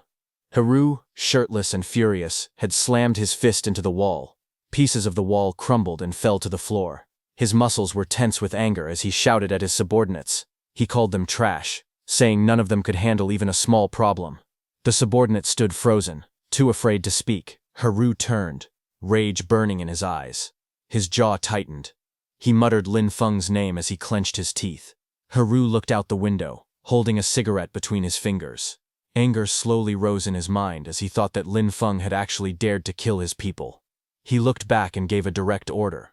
He told his subordinate to contact the people of Shadow Eclipse. He commanded him to offer the highest price possible and buy Lin Feng's life. The subordinate immediately bowed and hurried to follow the order. Hiru's expression darkened as he muttered angrily that it must have been Lin Feng who killed Tuka. His killing intent filled the room as he stared ahead, thinking only of revenge. Then some time later, at the Academy Mission Hall, the building stood in the warm sunlight. Inside, a staff member handed folded clothes to Lin Feng.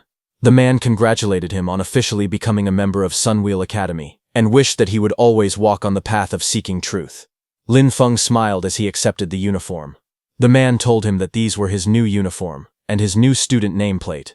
Lin Feng looked happy as he held the clothes. He thought that after the promotion, he could earn more credits and get more planting supplies. Later, at the entrance of the level 10 dungeon called Gloom Forest, several people gathered near the glowing portal. Sunlight shone through the trees around them.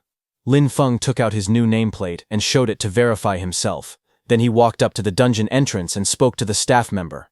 He said he wanted to apply for a solo entry into the dungeon. The staff member looked at him and replied that it was no longer possible. Lin Feng was confused. He asked why, saying it had been allowed before. The staff member explained the Academy's rules.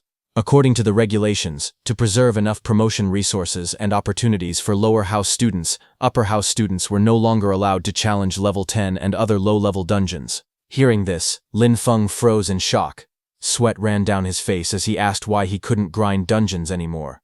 He said that he had planned to grind a bit more before returning. As he walked away in frustration, the staff member watched him leave and sighed in relief. He thought to himself that if Lin Feng didn't leave soon, the warehouse at this place would have been emptied by him. Lin Feng walked down the path with a troubled expression. He thought seriously about his situation. Without the dungeon, his best way to collect supplies was gone.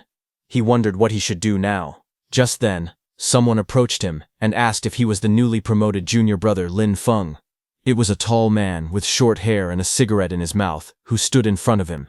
He introduced himself as Ron and said that he had seen Lin Feng wandering here. He asked Lin Feng if he was unable to find a suitable mission. Ron continued speaking.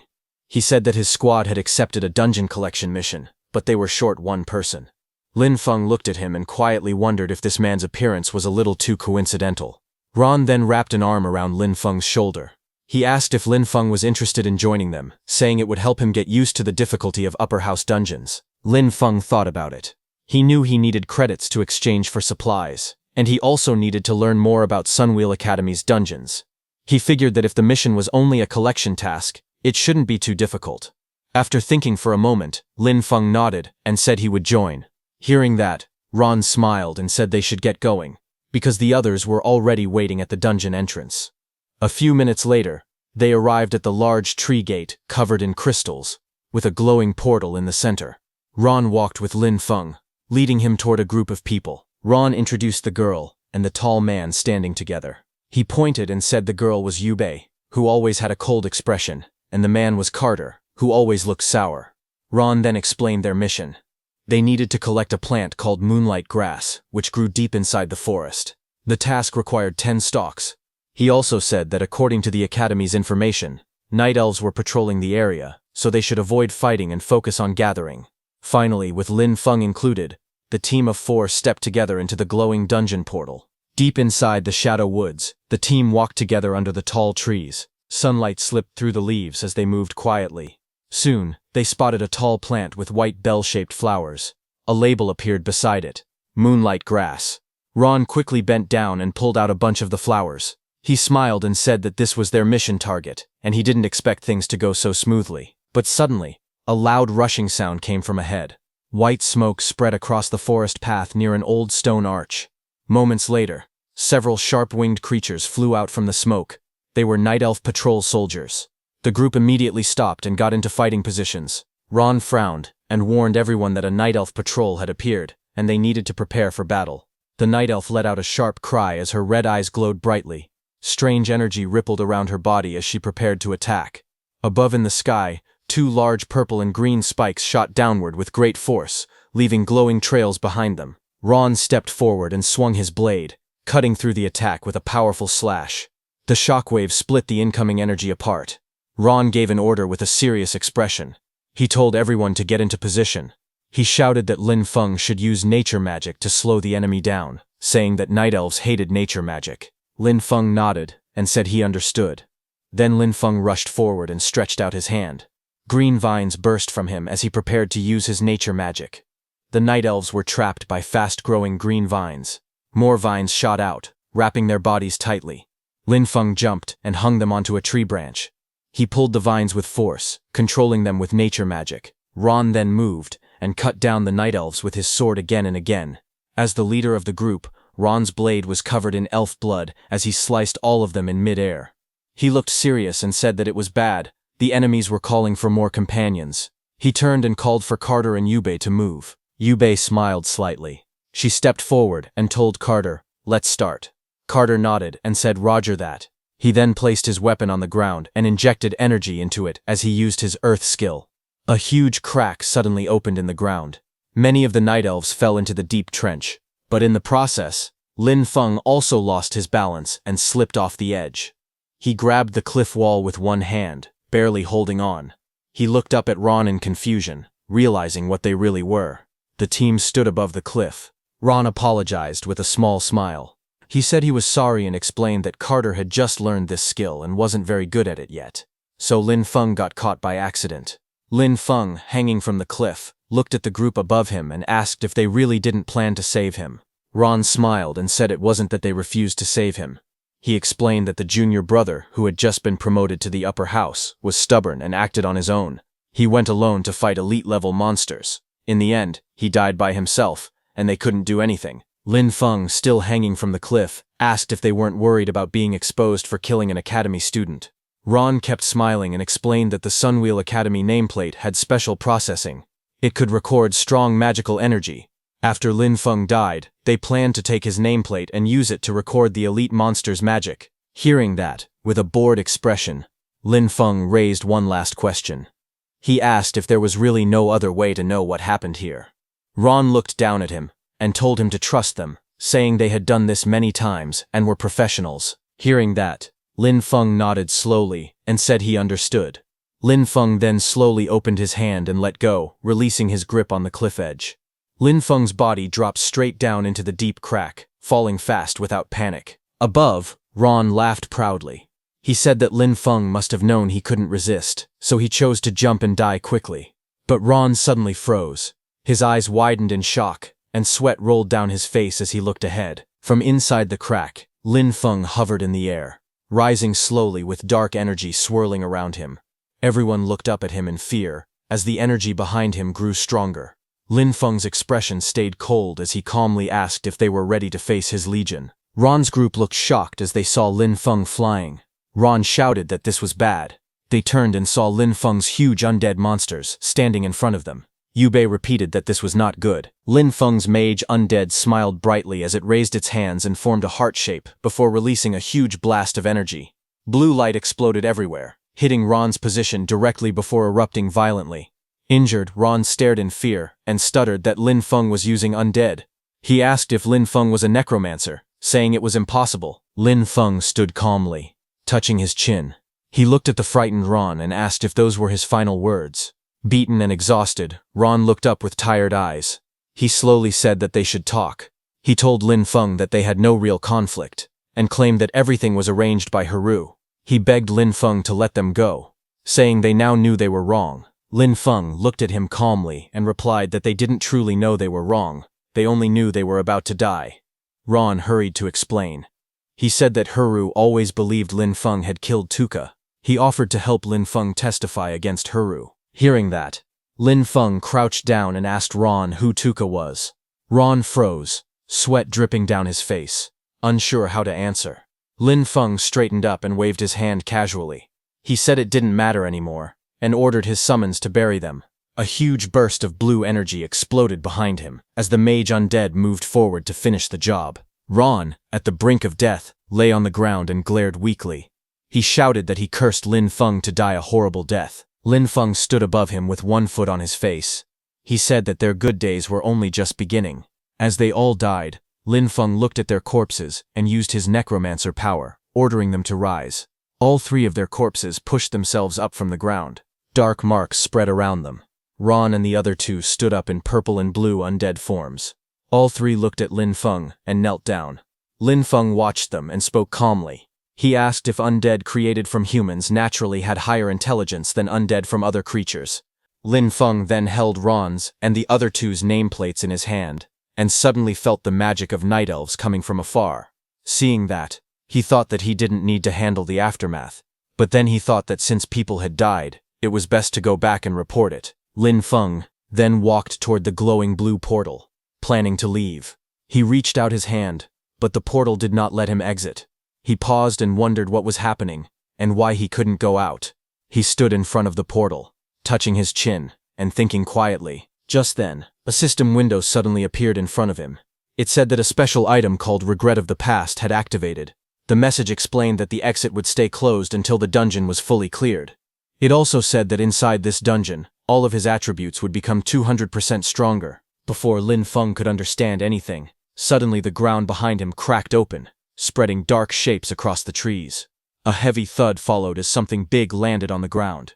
Lin Feng turned around in surprise, and when he saw the thing behind him, his face turned pale. A massive black horse charged forward, pieces of earth flying under its hooves. On the horse's back sat a muscular knight covered in armor, purple lightning flickering around him. Lin Feng looked up, staring at the knight as the powerful creature stopped right in front of him. The armored knight charged forward on his horse, his spear glowing with purple lightning as he attacked with full force. Lin Feng watched him calmly. He narrowed his eyes and quietly sensed the man's movements. He could feel the enemy's power clearly. Behind Lin Feng, his three undead stood, glowing with purple flames. Lin Feng thought to himself that the enemy wasn't very hard to handle. Lin Feng then gave a simple order, telling his undead to attack. The undead instantly rushed forward. One of them shot out like a shadow, speeding straight toward the horse and knight. With full power, it attacked the knight from the side. The impact was huge. The undead's purple energy slashed through the air, knocking the rider and the horse violently off balance. Then the second mage undead raised his arms, gathering strong purple energy around his body. A curved wave of power shot forward, cutting through the air. The attack rushed straight toward the knight, riding his horse. The horse reared up as the purple energy wrapped around them, trying to trap them. The knight was thrown off balance. He fell from the horse, hitting the ground hard. Just then, the third undead's purple slash came flying from the side. She stood on a tree branch, swinging her sharp purple arrows with ease as she aimed her next attack. The knight's body was pierced by dark energy arrows, sending blood flying as he fell back. Nearby, Lin Feng calmly ate a banana and observed the fight. He noted that the undead this time moved with sharper instincts and even worked together, but he still felt something was missing. Just then, a blast of purple energy crashed into the ground, throwing debris everywhere. The wounded knight struggled up, demanding to know why Lin Feng could use the power of death. Lin Feng only looked at him for a moment, thinking quietly. Then he smiled brightly, telling the knight that he wouldn't understand. Saying that, he ordered his undead to finish the job and bury the knight. The knight who was standing suddenly froze as a black claw-shaped hand shot through his body. His eyes widened in shock. It was Lin Feng's bear undead. The knight dropped to his knees as several dark arrows were lodged in his back and chest, and a big hole was in the middle of his chest. Just then, Lin Feng's undead bear roared and jumped high into the sky, landed on the knight, and killed him instantly. A blue screen appeared in the air, showing that the dungeon clear progress was at 50%. Lin Feng looked at the system notification in surprise and muttered that this dungeon used a dual boss system. He realized he had to continue deeper. He walked forward into the forest's core, where giant purple mushrooms covered the massive trees, and the path grew darker as he went inside. As he moved deeper into the forest, Lin leapt swiftly across the giant purple mushrooms growing along the massive trees. Suddenly, his eyes widened as he saw something in front of him. Ahead of him, strange purple flames surged upward, wrapping around a giant tree whose roots curled over an ancient stone altar. A glowing mechanism sat at its center, radiating ominous energy. A pair of sharp green eyes opened within the flames. A woman with long purple hair slowly appeared, her expression cold and unreadable. She stepped forward, purple wings of energy flaring behind her. Her distorted voice echoed through the chamber, asking why a human had trespassed into this sacred land. Lin remained calm. He told her plainly that if she couldn't speak normally, he would begin the fight. Just then, a floating system screen identified her as an elf guardian, level 18. She stood tall in her dark dress, surrounded by swirling corrupted magic, preparing to face him. The elf guardian lifted her hand, purple flames gathering around her fingers. Across the chamber, Lin Feng faced the rising red energy that filled the hall. Light particles floated upward as he stood firm, ready for battle. Just then, a blue screen appeared before him, explaining the dungeon's combat rules. The spore domain would erode all non-undead and shadow creatures every few seconds, while his undead would regenerate mana on their own. Seeing this, Lin Feng realized that this meant his summons could stay active without draining his energy in this dungeon. A small smile formed on his face. He called the effect "Regret of the Past" a good thing. Then his undead figures appeared behind him, glowing with dark and pale energy. With confidence in his voice, he ordered them to crush the enemy. On the other hand, outside under the clear blue sky, Haru stood before the massive tree and the glowing dungeon gate which Lin Feng had entered. He spoke calmly, saying that even if Ron and the others failed, the dungeon still had a final boss waiting inside. He explained that Regret of the Past might boost attributes, but its true purpose was to trap anyone who entered. A smile formed on his face, and he muttered that even a 200% or 400% increase in attributes wouldn't be enough to defeat such a boss. The thought made him laugh with excitement, thrilled by the chaos that would follow. Meanwhile, deep inside the dungeon, a violent burst of blue energy exploded from the arena floor. From within the smoke, Lin Feng's mage undead slowly stepped out, radiating power while dragging the elf guardian. Lin Feng, inside the dungeon, watched with a blank expression, chewing on a banana as if nothing surprised him. A blue-white mist filled the dungeon floor as the mage undead knelt, grabbing the purple-haired elf guardian by her hair. She collapsed to her knees, trembling. Lin Feng walked toward them calmly. Seeing him, the elf guardian suddenly fell back in shock, staring at him. In anger, she stared at the warrior knight, who was originally He Peng the Necromancer. Her distorted voice broke through the haze as she asked him why he had betrayed them. Hearing that, Lin Feng looked at the knight undead He Peng, who was confused, wondering if she was talking to him. The elf guardian glared fiercely, her green eyes shaking with anger. She shouted that he had destroyed her queen's hatchery, and warned that the queen would come for him. But suddenly, her strength faded. She collapsed onto the glowing red floor, whispering her final words, that the queen would find him. Suddenly, the whole ancient stone altar split apart as massive stone fragments fell to the ground. Then something shot upward, exploding in a burst of blinding light. A white pillar of energy spiraled out from the shattered earth, its swirling force filling the dungeon chamber.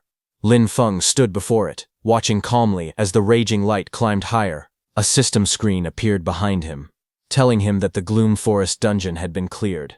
The clear time was 2 hours and 17 minutes, which was a new record. The dungeon clear evaluation was A. The system started calculating rewards. Purple energy flickered around him as he read the message. He took a bite of his banana and nodded, satisfied. He felt stronger than before. When the light faded, something new appeared at the center of the chamber. A large, dark purple egg wrapped in flowing, sinister energy. Lin Feng stepped closer, narrowing his eyes. He stared at the strange object pulsing before him, wondering what it was. He stepped closer and touched the massive purple egg inside the cavern. Immediately, a floating screen appeared above it. It showed the item's name, Embryo of the Chthonic Demon, a mythical-grade object that was currently inactive. The description said it was a life seed left behind after an ancient chthonic demon had fallen, and it needed special conditions to hatch. Its current status was dormant, but it reacted to a strong death aura, increasing its affinity. Lin Feng stepped closer and placed his gloved hand on the egg's surface. His eyes narrowed with curiosity as he whispered to himself, wondering what this black egg really was, and why the hatchery had such a strange item. He then lifted his hand, revealing a small silver ring resting on his palm. The ring was a simple storage tool. Purple energy surged out from the ring. The energy stretched toward the egg, surrounding it as he used the ring to store the giant egg away. Right after that, a blue portal opened beside him. Seeing the exit portal open, he wondered if he should return immediately. He stood still for a moment, thinking. Then he turned around and went back into the dungeon, leaving the dungeon exit portal behind. Lin Feng moved toward the fallen boss, a level 18 monster whose body lay cracked on the ground. He estimated that turning such a strong creature into an undead would consume a lot of energy, but once converted, it should reach the same level as Xiao He. With a faint smile, he raised his hand and spoke a single command. Arise. Dark energy wrapped around the corpse. The monster's form shifted and reshaped, turning into a sleek black and purple armored undead with glowing lines pulsing across its body. The undead slowly lifted itself from the rubble, landing lightly before him and looking down. Suddenly, its eyes opened, sharp, bright, and intelligent. It declared in a cold, echoing voice that she was the Death Executioner. Hearing that, Lin Feng's eyes widened slightly. He hadn't expected that it could actually speak. The purple-armored undead stood before him, glowing with sharp violet light. Lin Feng asked if it could talk.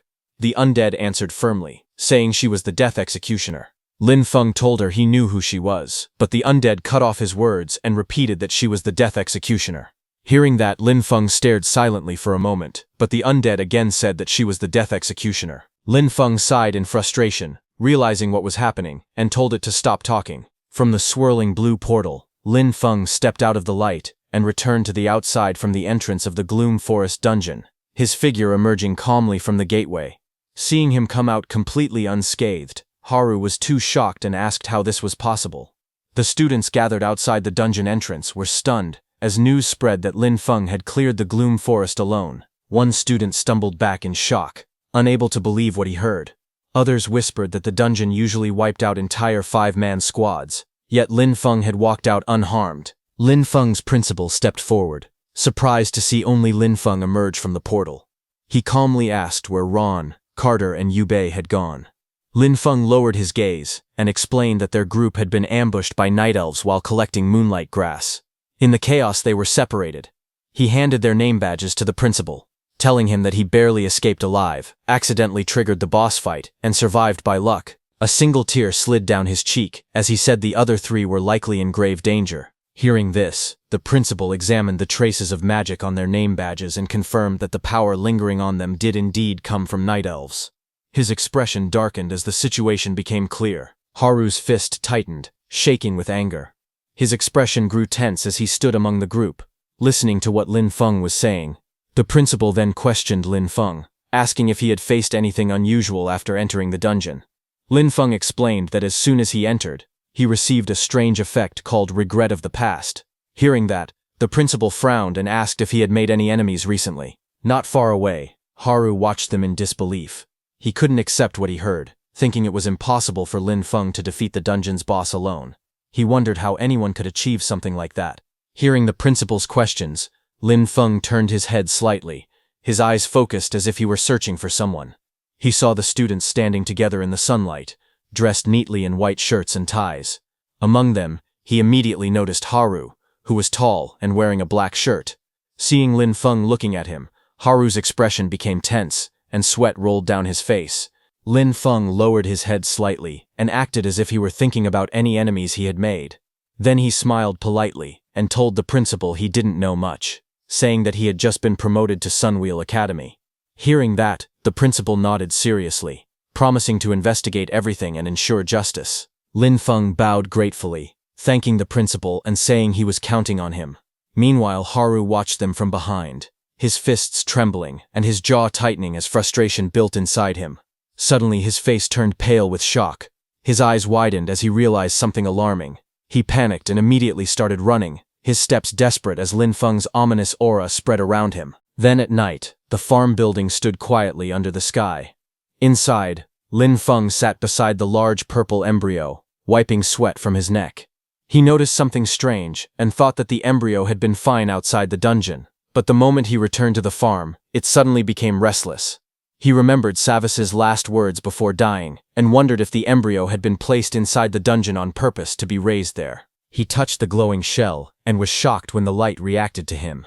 Both his magic types, undead magic and nature magic, seemed to influence the embryo at the same time. He stared in confusion. Normally, those two kinds of magic could never coexist. He stepped back and wondered why this was happening. Just like him, the embryo seemed able to contain both magic attributes within itself. He crossed his arms and walked with a stubborn expression, thinking to himself. He noted that he was human, yet the embryo clearly looked like something created by the demon race. Not understanding anything, he raised his hand and put the embryo back into his storage ring. He stared ahead and came to a conclusion. He rolled down his sleeves and tightened his tie, preparing himself. He decided there was only one way to handle the situation. Later, Lin Feng walked through the hallway and knocked on a door marked Principal's office. A voice from inside told him to come in. He stepped into the room. The principal looked up from behind his desk and asked why Lin Feng was still awake so late. Lin Feng took out the embryo from his storage ring. The principal walked toward the strange purple embryo floating in the room. Lin Feng said that it was difficult to explain, so the principal should see it himself. The principal examined the embryo closely. His expression tightened as he asked where Lin Feng had found it. The principal cast a sound barrier around them. Lin Feng then explained that he had gotten it inside the Shadowwood dungeon. It had dropped after he defeated the final boss. He said that at first he thought it was only a normal item drop, but something later made him realize it was different. The principal lowered his head while thinking. He then said that this was definitely the embryo of a primordial demon. He continued speaking, saying the demon race had managed to avoid their detection and was secretly cultivating these things inside dungeons. Lin Feng looked shocked, asking what a primordial demon was. The principal began explaining. He said primordial demons were a special unit of the demon race, and they fed on humans. By feeding on humans, they gained great power, some even strong enough to cross space. He explained the types of demons. Small creature-like demons were standard type 1. Then came larger muscular demons who even fought with weapons. They were type 4 demons. Next came giant dragon-like beings that appeared in a swirl of blood-colored energy. They were blood lair lords. The principal continued speaking. He said that some primordial demons who gained the ability to cross space used dungeon mechanics to plant seeds or embryos. He added that these demons used the battles, deaths, and magic energy of adventurers as nourishment so the embryos could quietly hatch. The principal spoke with a serious look. He explained that once a demon embryo matured, it would break through the dungeon and appear in the real world. He examined the purple embryo closely, his hand brushing against its surface. He said this one had only just entered its growth phase. If it had remained inside the dungeon absorbing nutrients, it would have hatched in 6 months at most. He continued, saying that after hatching, it would become a very high-level primordial demon, and if chaos erupted inside the academy, the consequences would be unimaginable. Then he added that what puzzled him most was how deeply hidden this kind of embryo normally was. It should not appear unless there was a similar aura nearby. He asked if Lin Feng understood what he meant. Hearing that, Lin Feng suddenly stiffened, sweat forming on his face as the principal's words sank in. His eyes widened in shock, but then the principal smiled and told Lin Feng he was only teasing him. He said Lin Feng had done a good thing by handing over the embryo. For personal and professional reasons, he wouldn't punish him. He explained that everyone had secrets, and the academy respected that. As long as Lin Feng didn't harm the academy or break moral rules, geniuses like him would always be given room to grow. Then the principal became serious. He said he needed Lin Feng's promise. No matter what power Lin Feng gained, he must remember that he was a student of Sunwheel Academy and a member of the human faction. Lin Feng nodded and said he would remember. The principal was satisfied. He patted Lin Feng happily on the head. Next, a glowing item appeared in his hand, a small golden flag. The principal explained that it was a territory banner, given to Lin Feng both as a reward for turning in the embryo and as an investment in his potential. He said that if Lin Feng planted the banner on any land he found suitable, It would create a territory barrier with a 500-meter radius and even allow some modification of the terrain. Lin Feng held the glowing banner in his hands. He could feel the strong laws and energy inside it. His eyes lit up with excitement. He said that his farm needed this exact kind of power. The principal leaned back on the sofa and told Lin Feng that if there was nothing else, he could go rest. He said he would send someone else to handle the matter. Lin Feng nodded and replied that he understood. Before he left, the principal added that there would be a freshman exchange meeting in the academy auditorium in 3 days and told Lin Feng that he could go there to meet other students. The principal also mentioned that a nature-type instructor had submitted an interesting research topic before going to the front lines. The topic was about plant cultivation and hybridization. Hearing this, Lin Feng looked at the small golden flag in his hand and softly repeated the words, wondering about hybridization and breeding. He then thought to himself that before this, he had only combined undead and plants in a rough way. He wondered what would happen if he fully hybridized them instead. Later, he returned to his farmhouse. He crouched on the ground with the glowing flag and prepared to plant it into the earth. Just as he planted it, a green light from a magic circle shot upward, filling the area with nature energy. Lin Feng looked at it and said that after using the territory banner, the amount of nature magic was increasing. He stood inside the greenhouse and complained that mixing undead powers with hybridization was still extremely hard to understand. He looked at his undead lying on the ground and was lost in thought, but suddenly he paused and narrowed his eyes. He sensed something unusual and wondered aloud if something was happening to Savis, whom he had sent after Haru. The scene then shifted to Haru's room. Haru sat alone on a long couch, looking frustrated. He slammed his hand on the seat and shouted angrily that his subordinates were useless, unable to handle even a kid who had just been promoted. He spoke with a tense expression. He said they could not wait any longer. The investigation at Sunwheel Academy had already found clues. He clenched his teeth and added that if anyone discovered he was the one who killed Tuka, things would become dangerous for him. He quickly moved toward a door and pulled it open.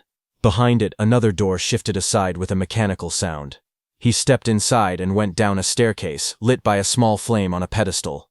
Soon, he entered a large underground hall. A giant dark statue with many arms and floating spheres stood before him, surrounded by burning torches. He knelt down in front of the statue. Then he suddenly raised a knife and slashed his own hand. Blood dripped onto the floor as he held his injured hand tightly. A dark armored figure with glowing red eyes spoke in an angry voice. He asked why Haru had disturbed him, and reminded him that he should only be called if something urgent happened. Haru, lying weakly on the ground, addressed him with respect. He called the being Great Guladosa and said he needed guidance. He explained that someone named Lin Feng was ruining Guladosa's plan, and he asked how he should eliminate him. Hearing this, Guladosa grew angry, and his eyes shone brighter. He said that anyone who tried to defy fate would be punished, and that he would send someone to deal with Lin Feng. Haru bowed his head and thanked him. He nervously added that he hoped it would be done quickly. Hearing this, Guladosa suddenly burst with rage. A beam of red energy shot out and struck Haru with overwhelming force. As Haru's body was thrown back, Guladosa's cold voice echoed again, warning him not to give orders or act as if he had authority. He called Haru an insect. Red light and shattered debris flew everywhere as Haru's body crashed violently from the attack. A huge explosion hit Haru's body and sent him flying back. The blast was bright red and yellow, and he couldn't stop himself from being thrown through the air. The impact pushed him across the ground, breaking rocks everywhere as he rolled and crashed. He got up slowly, his clothes torn and his body covered in injuries. With anger on his face, he shouted that it was all Lin Feng's fault. He sat down among the broken stones, breathing heavily, not knowing that a glowing spirit was beside him, floating quietly. Later, a group of men wearing black suits entered the academy auditorium for the freshman exchange meeting. Lin Feng was also among them. Some distance away, Lin Feng sat alone on a bench, wearing a black suit. He looked calm but bored. He thought to himself that this was too dull and that he should not have listened to the principal's long talk. He complained that he could have used this time to research hybridization on his farm instead, which would have been better. He slowly chewed his food and said that the taste wasn't bad. Just then, a blonde student walked toward him and called out, asking if he was student Lin Feng. Lin Feng paused while eating and looked toward the blonde student. The blonde student smiled politely. He asked Lin Feng if it was true that he had solo cleared the Shadowwood dungeon by himself. He said it was amazing and asked if he could get some advice. Lin Feng narrowed his eyes slightly. In his thoughts, he said that this person felt strange. Everyone else had been avoiding him, yet this student approached him on purpose.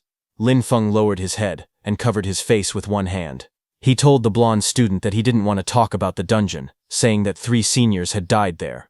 He squeezed out fake sobs while holding a piece of bread in his other hand. The blonde student softened. He apologized, saying he hadn't meant to bring up something painful. He promised to come back another time to ask for advice.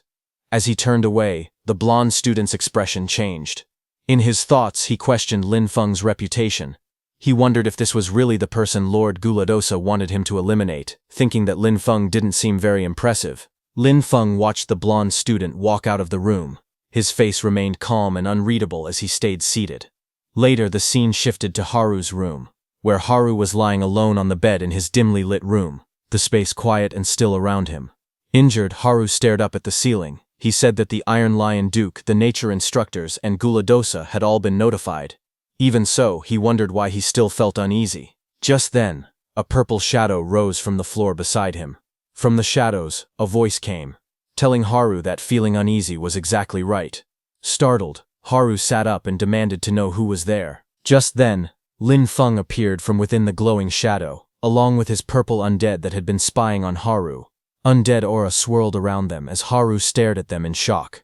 Lin Feng raised one finger and asked how many that was. Injured, Haru hesitated and asked if it was number 1. Lin Feng grinned and said he was correct. Green energy wrapped around his fist as he stepped forward. He told Haru that he had put up with him for far too long, and then Lin Feng struck him with a powerful punch, the green aura exploding on impact. Haru was thrown back hard, smashing into the ground as purple energy sparked around him. Lin Feng stood there as dark flame burned in his hand. Injured, Haru lifted his head and stared at Lin Feng, anger flashing in his eyes. As he struggled to get up, his body trembled with the same purple light. Lin Feng watched him without moving. Haru pushed himself up on one arm and asked Lin Feng how he got in. Lin Feng stepped forward with his undead floating behind him. He asked Haru if the events in the Gloom Forest dungeon were done by him. Hearing that, Haru clenched his teeth and shook with anger. Purple sparks flickered across his body as he shouted, asking how Lin Feng dared to hit him. Haru's body trembled as dark purple energy wrapped around him. His muscles bulged, veins lit with demonic light, and his fingers curled like claws. In front of him, Lin Feng stood calmly, his summoned undead glowing with the same kind of energy.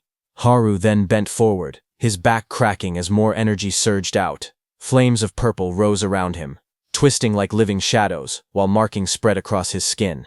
He raised his head, and with red glowing eyes, used his Demon Clan forbidden technique, flesh sacrifice. His body transformed further, ears sharpening, energy spreading, and power overflowing from every limb. He stood tall in his new demonic form, surrounded by swirling flames of purple and black. Seeing that, Lin Feng narrowed his eyes. He recognized the technique immediately, and asked sharply if Haru was a spy of the Demon Clan. Hearing Lin Feng call him demonized, Haru only laughed. He declared that he was a devout believer of Guladius. Hearing this, Lin Feng grew serious, realizing that Haru was connected to the 7th Demon King Guladius. Demonized, Haru glared fiercely, purple flames twisting around his body. He shouted with rage, demanding how Lin Feng dared to speak his lord's name so casually. Without warning, he lunged forward. Darkness wrapped around his arms as he roared, telling Lin Feng to die. But Lin Feng stood his ground, his undead floating beside him and coming forward, surrounded by swirling violet energy. As Haru charged at full speed to attack, Lin Feng's undead responded instantly. She swung her glowing scythe upward, releasing a crescent slash of bright purple light that blocked Haru's attack. But Haru didn't back down and released more demonic energy, causing the female undead's scythe to start cracking.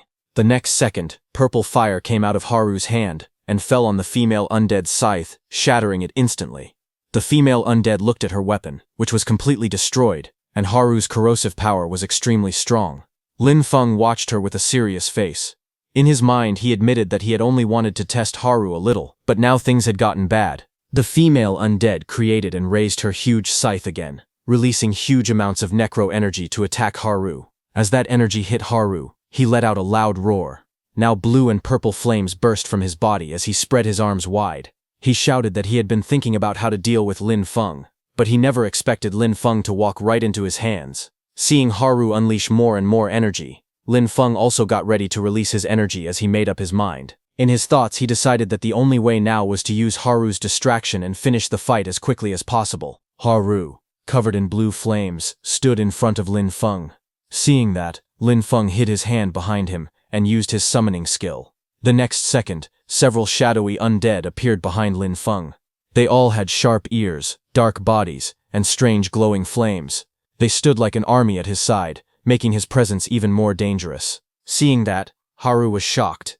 He immediately recognized that Lin Feng was using undead magic. His face twisted with anger as he shouted that Lin Feng really was problematic. Tears streamed down Haru's face as he said that Tuka's sacrifice was not wasted because they had discovered a human genius.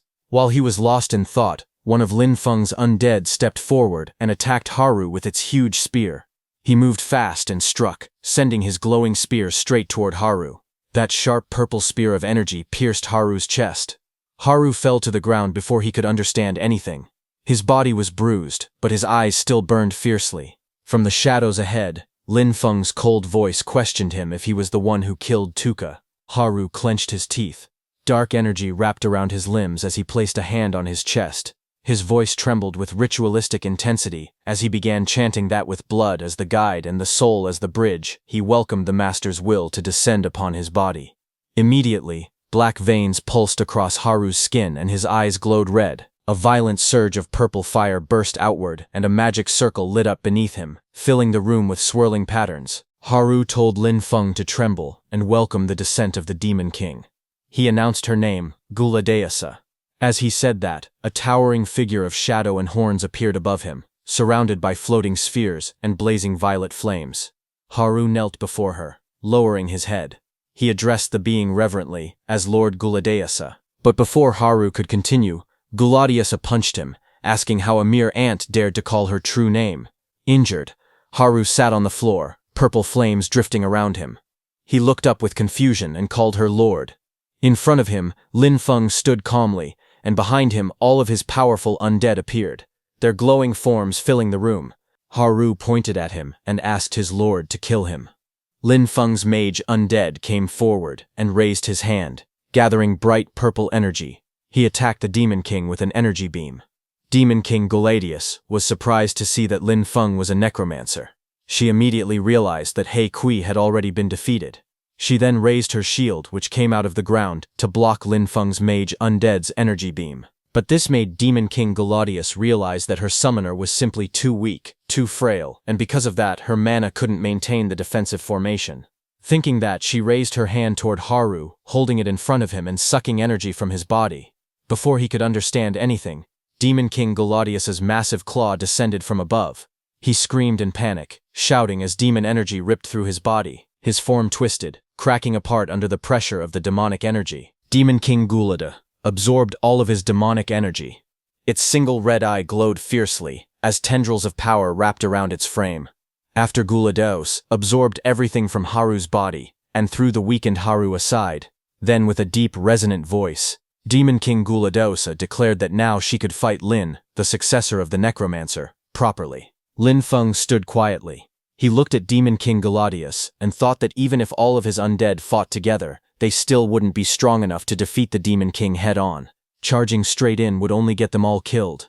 It was not a smart plan. Then he noticed Haru on the ground, who had been drained earlier and lay weak.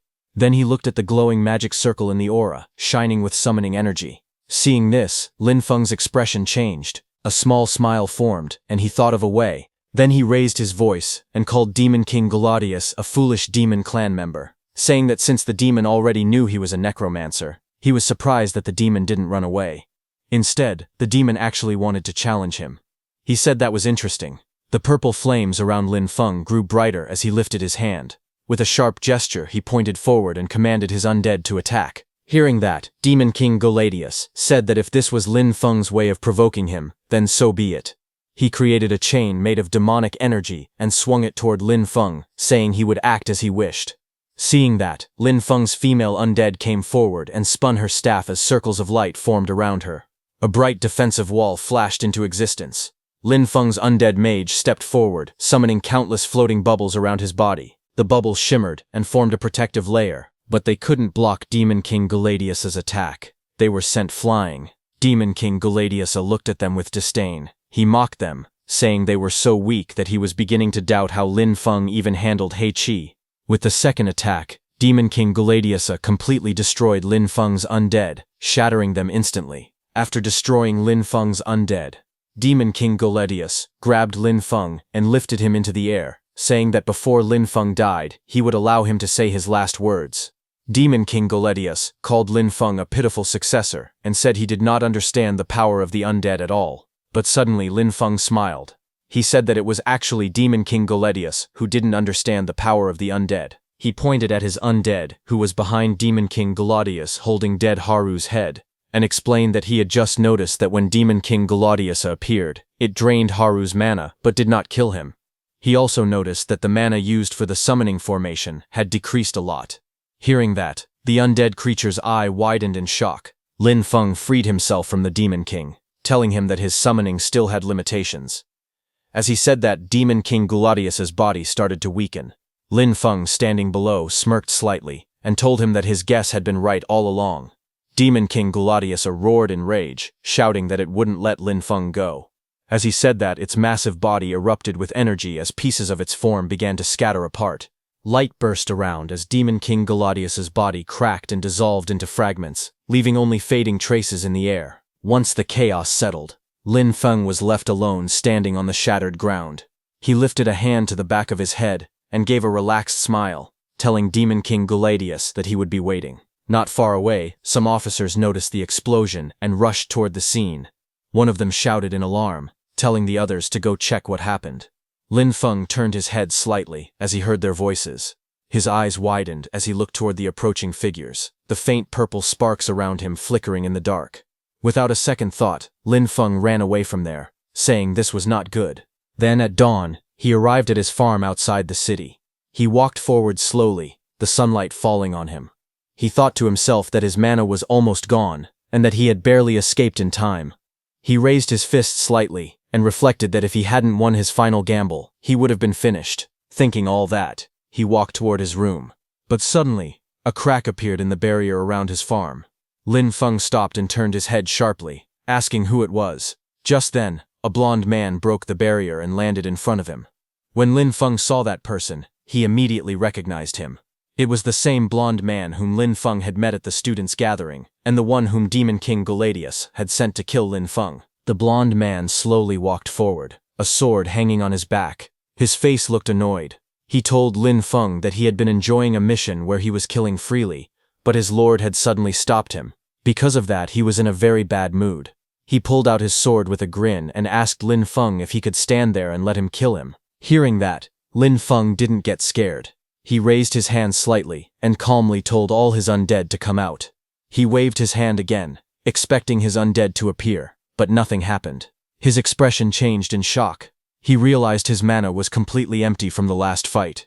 His body was in a mana vacuum, and he couldn't summon anything right now. In his eyes, he saw the reflection of the blond man rushing at him at full speed, sword ready to strike. The blond man leaped forward like a bullet, swinging his blade toward Lin Feng as the attack exploded with force. On Lin Feng's farm, the blond attacker rushed forward with a wide swing of his weapon. Lin Feng jumped back to avoid the strike. Lin Feng narrowed his eyes. He remembered something important. He thought about how the lamp of nature could make the undead stronger. He remembered that last time his warrior undead was holding the lamp of nature in its hand. Surrounded by bright energy, Lin Feng's expression changed. He realized that if he could get the lamp of nature, he might still have a chance to turn the fight around. But he also knew time was almost gone. He ran forward quickly, but everything was happening too fast. As he ran away, suddenly his farm's powerful green earth spirit appeared, glowing brightly in the air. Its voice shouted, telling Lin Feng to fall back. The blond man swung his weapon down with full force. Lin Feng quickly moved back, the strike cutting through the air where he had just been. The blond attacker didn't stop. He swung again, creating a bright arc of light as he slashed forward. Lin Feng stepped back fast, the blow hitting the ground instead. Both of them stood facing each other, under the orange sunset. The blond man held his blade ready, while Lin Feng kept his stance light, watching carefully. But the next second, the ground behind Lin Feng cracked. A huge tree root rose up from beneath the earth, glowing in the sunset. The blond man's eyes widened as he jumped backward. Then a massive tree root covered in green energy rose from the broken ground. The blond man turned toward it, shocked, As green light swirled around the giant body, the huge tree root attacked, smashing down on the ground and sending rocks flying everywhere. The impact threw the blonde-haired man backward as he tried to protect himself from the debris. More tree roots rose from the cracked earth.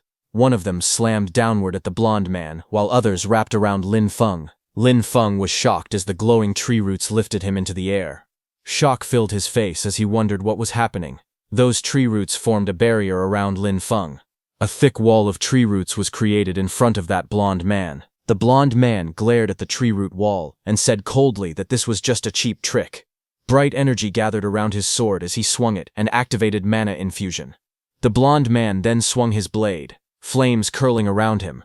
A bright slash cut through the air as he used his off-the-charts handsome swordsmanship technique. He stepped forward and stabbed at the giant tree root in front of him. Pieces of rock and bark cracked off as the blade hit. His sword cut through those tree roots like butter as he dragged his sword down in a long fiery arc. His face stayed calm and focused. As he looked at the other side, he saw Lin Feng running away as fast as he could.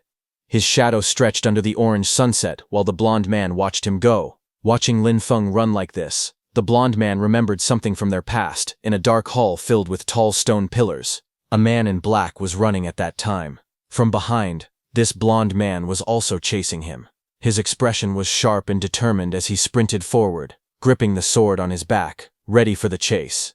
But before he could catch up, a towering shadowy figure appeared behind the blonde man. It was the Demon King Galadius. His voice echoed, telling the blonde man to abort the mission and stop chasing.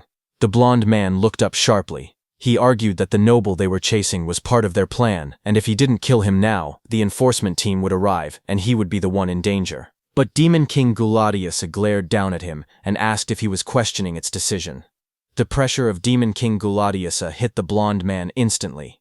The blonde man was thrown back and crashed to the ground inside the stone hall. Struggling to rise, he pressed his hand to the floor, but suddenly blue energy started glowing around his whole body. Demon King Galadius told him to follow his mark, saying it would lead him forward to find the noble and kill him. Just as Demon King Galadius said that, a glowing emblem appeared. It was a circular crest with a coiled dragon in its center. This was the Galadius mark. The blonde man knelt down, holding the Galadius mark in his hand. He lowered his head and said softly that he would follow his lord's order. Now in the present, remembering the Galadius mark, the blonde man took it out and walked toward the tree root wall formed in front of him. Again, golden flames started rising from his palm as he looked at the plant wall in front, asking if these plants were from that farm before. He hit the plant wall with the golden flames in his hand. A huge explosion followed, shaking the ground and scattering debris everywhere. Through the flames, he walked to the other side of the plant wall, realizing how it worked. Fire wrapped around him as he stepped forward, his eyes sharp. He pointed at Lin Feng and called him a traitor. He rushed forward again, fire rising from his hands as he shouted that trying to run wouldn't be that easy. Lin Feng sprinted across the ground as fast as he could. From behind, the blonde man chased him with heavy, powerful steps, closing the distance with every stride. But as he got closer to Lin Feng, some tree vines attacked him from all directions. The blonde man leapt into the air. His body spun and twisted, dodging all those tree vines. Lin Feng kept running away in fear, but the blonde fighter was already mid-air behind him, sword drawn and ready to strike. Suddenly, the blonde man jumped, and with powerful force, grabbed Lin Feng and yanked him downward. His body smashed helplessly onto the ground as debris floated around him. The blonde man landed on the ground with a sharp smile. He looked at Lin Feng and said coldly that it was over. Under the burning sunset, the blonde man raised his sword high above his head. His stance showed that he was ready to bring Lin Feng down with full force, ending the chase once and for all. But Lin Feng looked straight at the blonde man with a calm, confident smile and said it really was over. Lin Feng had already gotten the lamp of nature. The glowing crystal of the lamp of nature floated above his hand, shining with bright light as Lin Feng tried to activate it. Green energy wrapped around it. Facing Lin Feng, the blonde man held his sword up, ready to end him. At the same time, the lamp of nature didn't activate completely. Seeing that, Lin Feng was shocked, wondering if a necromancer's mana alone wasn't enough to activate the lamp of nature.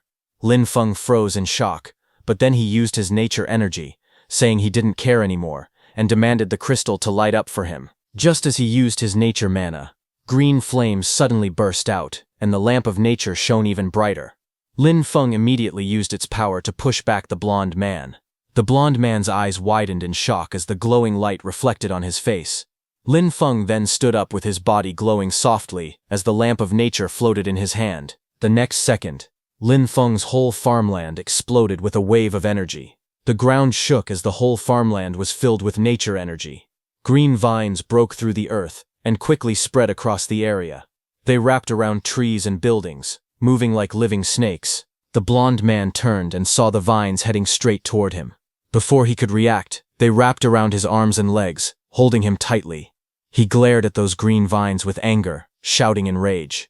He yelled that Lin Feng was a disgusting nature type. He struggled as the glowing vines tightened around his body. The blonde man used all his power and broke free from all those vines by tearing them apart. Just as he fell on the ground, he took out his Gladius mark. Purple energy covered his whole body and soared as he activated its full power. The Gladius mark released huge amounts of demon energy, which the blonde man absorbed and released into the surroundings. The blonde man moved with lightning speed and attacked Lin Feng from all directions with his sword. Seeing him coming, Lin Feng stepped forward and used the lamp of nature, releasing huge amounts of nature energy. Using all that natural energy, Lin Feng finally summoned his undead spirit. Lin Feng's warrior undead, He Kui, who was the original Necromancer, appeared in front of Lin Feng. But he wasn't in his purple undead form. His whole body was covered by leaves and vines, as he appeared in his human form. Just as he appeared, he used nature energy to block the blonde man's multiple sword strikes. The blonde man used his demonic energy to push He Kui with full power, but it was no use. On top of that, the blonde man's sword broke into pieces completely. He Kui, covered in vines, stepped forward through the dust, his eyes sharp as more green power gathered around his arms. Seeing him, the blonde man's eyes widened in shock. He recognized Lin Feng's undead and asked if He Kui was not dead, but He Kui didn't say anything and just stood with green flames dancing around him, ready for the next strike. Lin Feng, surrounded by glowing green energy, looked forward with a calm face.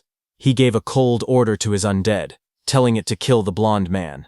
At his command, He Kui, with leaf-like vines around his body, rushed forward. His arms swung out, green fire trailing behind him as he grabbed the blonde man and dragged him along. The blonde man's eyes widened in shock. He shouted, telling He Kui that they were allies. But before he could finish, a violent impact followed. A huge splash of blood burst across the scene. The man He Kui had grabbed was smashed brutally. His broken body fell to the ground, blood leaking from it as green flames burned around him. After killing the blonde man, Lin Feng fell on his knees and coughed weakly. He was completely exhausted. The next second, Lin Feng lay on the ground as the glowing green flames started to fade from his body. He looked helpless and told He Kui that he was done for. In the next moment, he collapsed completely, falling over with no strength left. His body hit the ground hard. The lamp of nature crystal floated nearby, completely drained of its power. He Kui stood beside Lin Feng, watching him with a calm expression. He let out a slow breath, seeing that Lin Feng was just unconscious. Then He Kui's body started to change. Purple flames wrapped around him, climbing across his skin. His green vine-like armor shifted and disappeared under the rising dark energy. His entire form transformed. Black, flame-shaped markings spread across his chest and arms. Purple fire swirled around him as his muscles tightened and his eyes sharpened. He completely transformed into his undead form. After the complete transformation of He Kui, his body suddenly shone brightly. Then pieces of his body began to break away. In the next moment, the purple shell covering him shattered into small fragments, and the undead aura around him faded completely, leaving nothing behind. The scene then shifted to a peaceful landscape.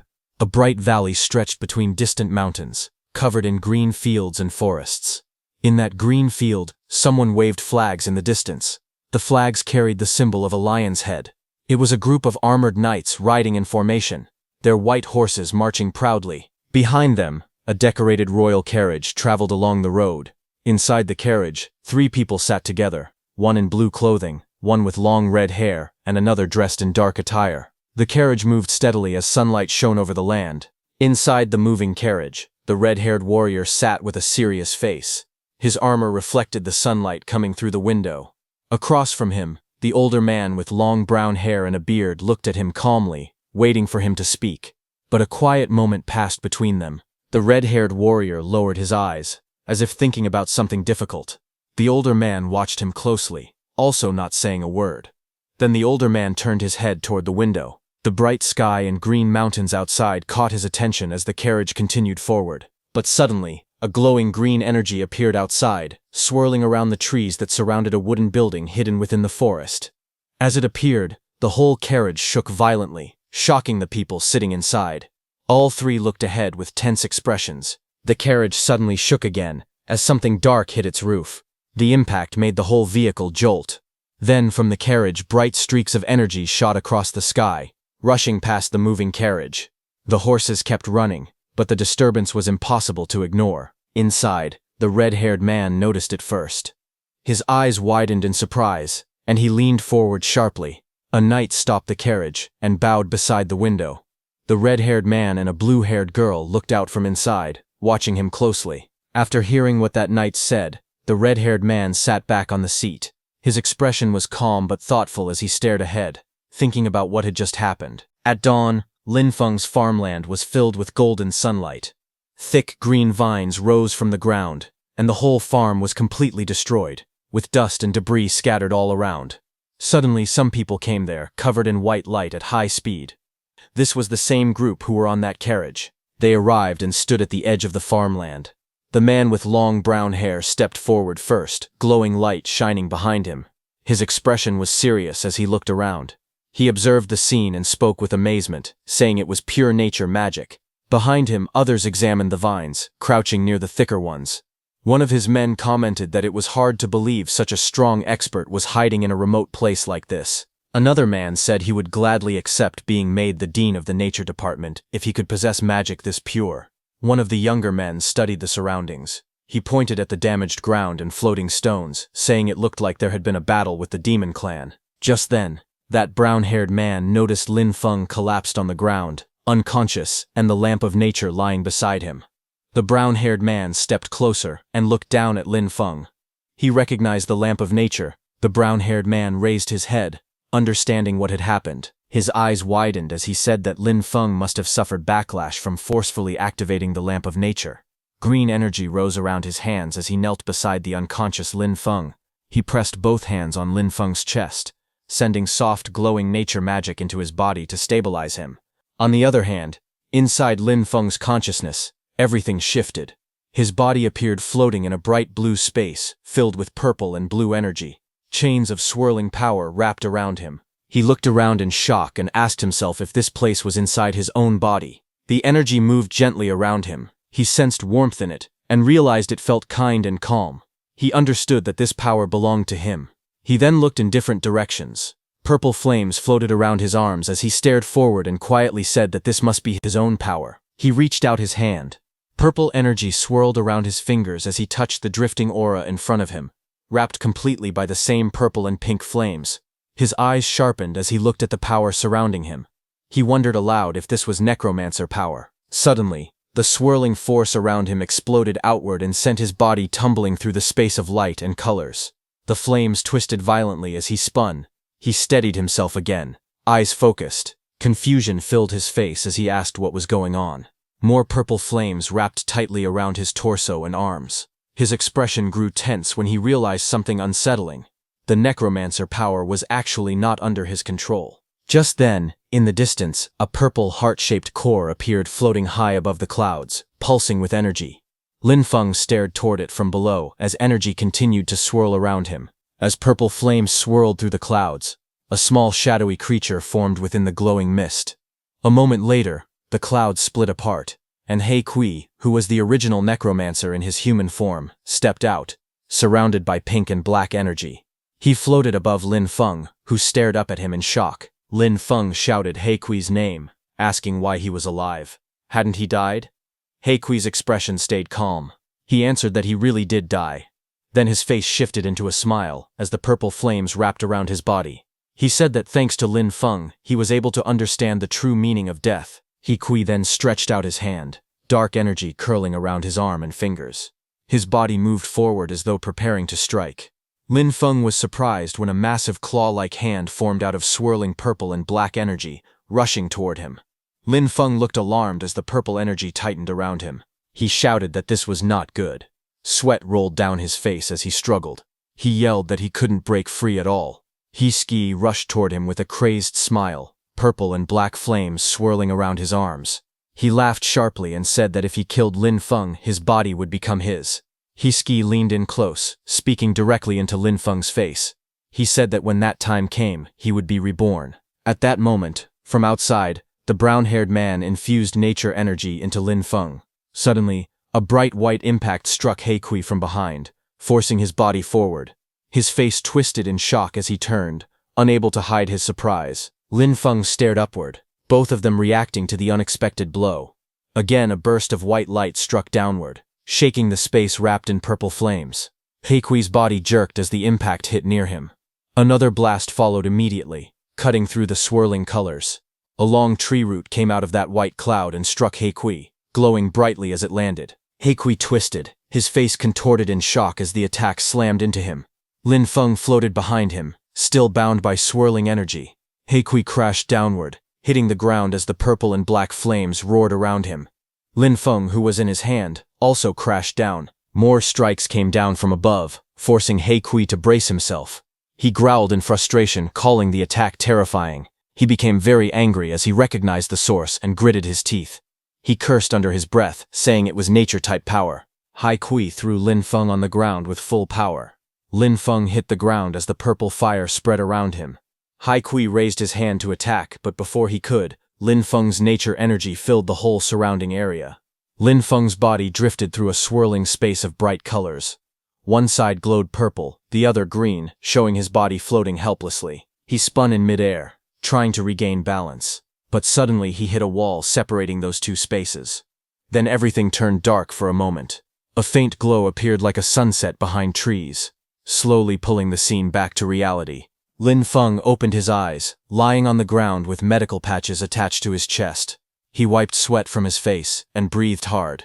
He felt that it was very close. His undead power had already run out earlier, and because of that He Kui didn't have enough strength to continue fighting anymore. But he hadn't imagined that He Kui was hidden inside the undead power. He said it was actually a dangerous threat. While he was thinking all that, he suddenly noticed the brown-haired man standing there. The brown-haired man spoke calmly. He said he had checked the injured Lin Feng's condition. He had only overused his mana and suffered light internal shocks. Nothing serious. One of his men reported that he had checked the area too. The aura they sensed earlier belonged to a high-level demon clan member, someone at least above level 20.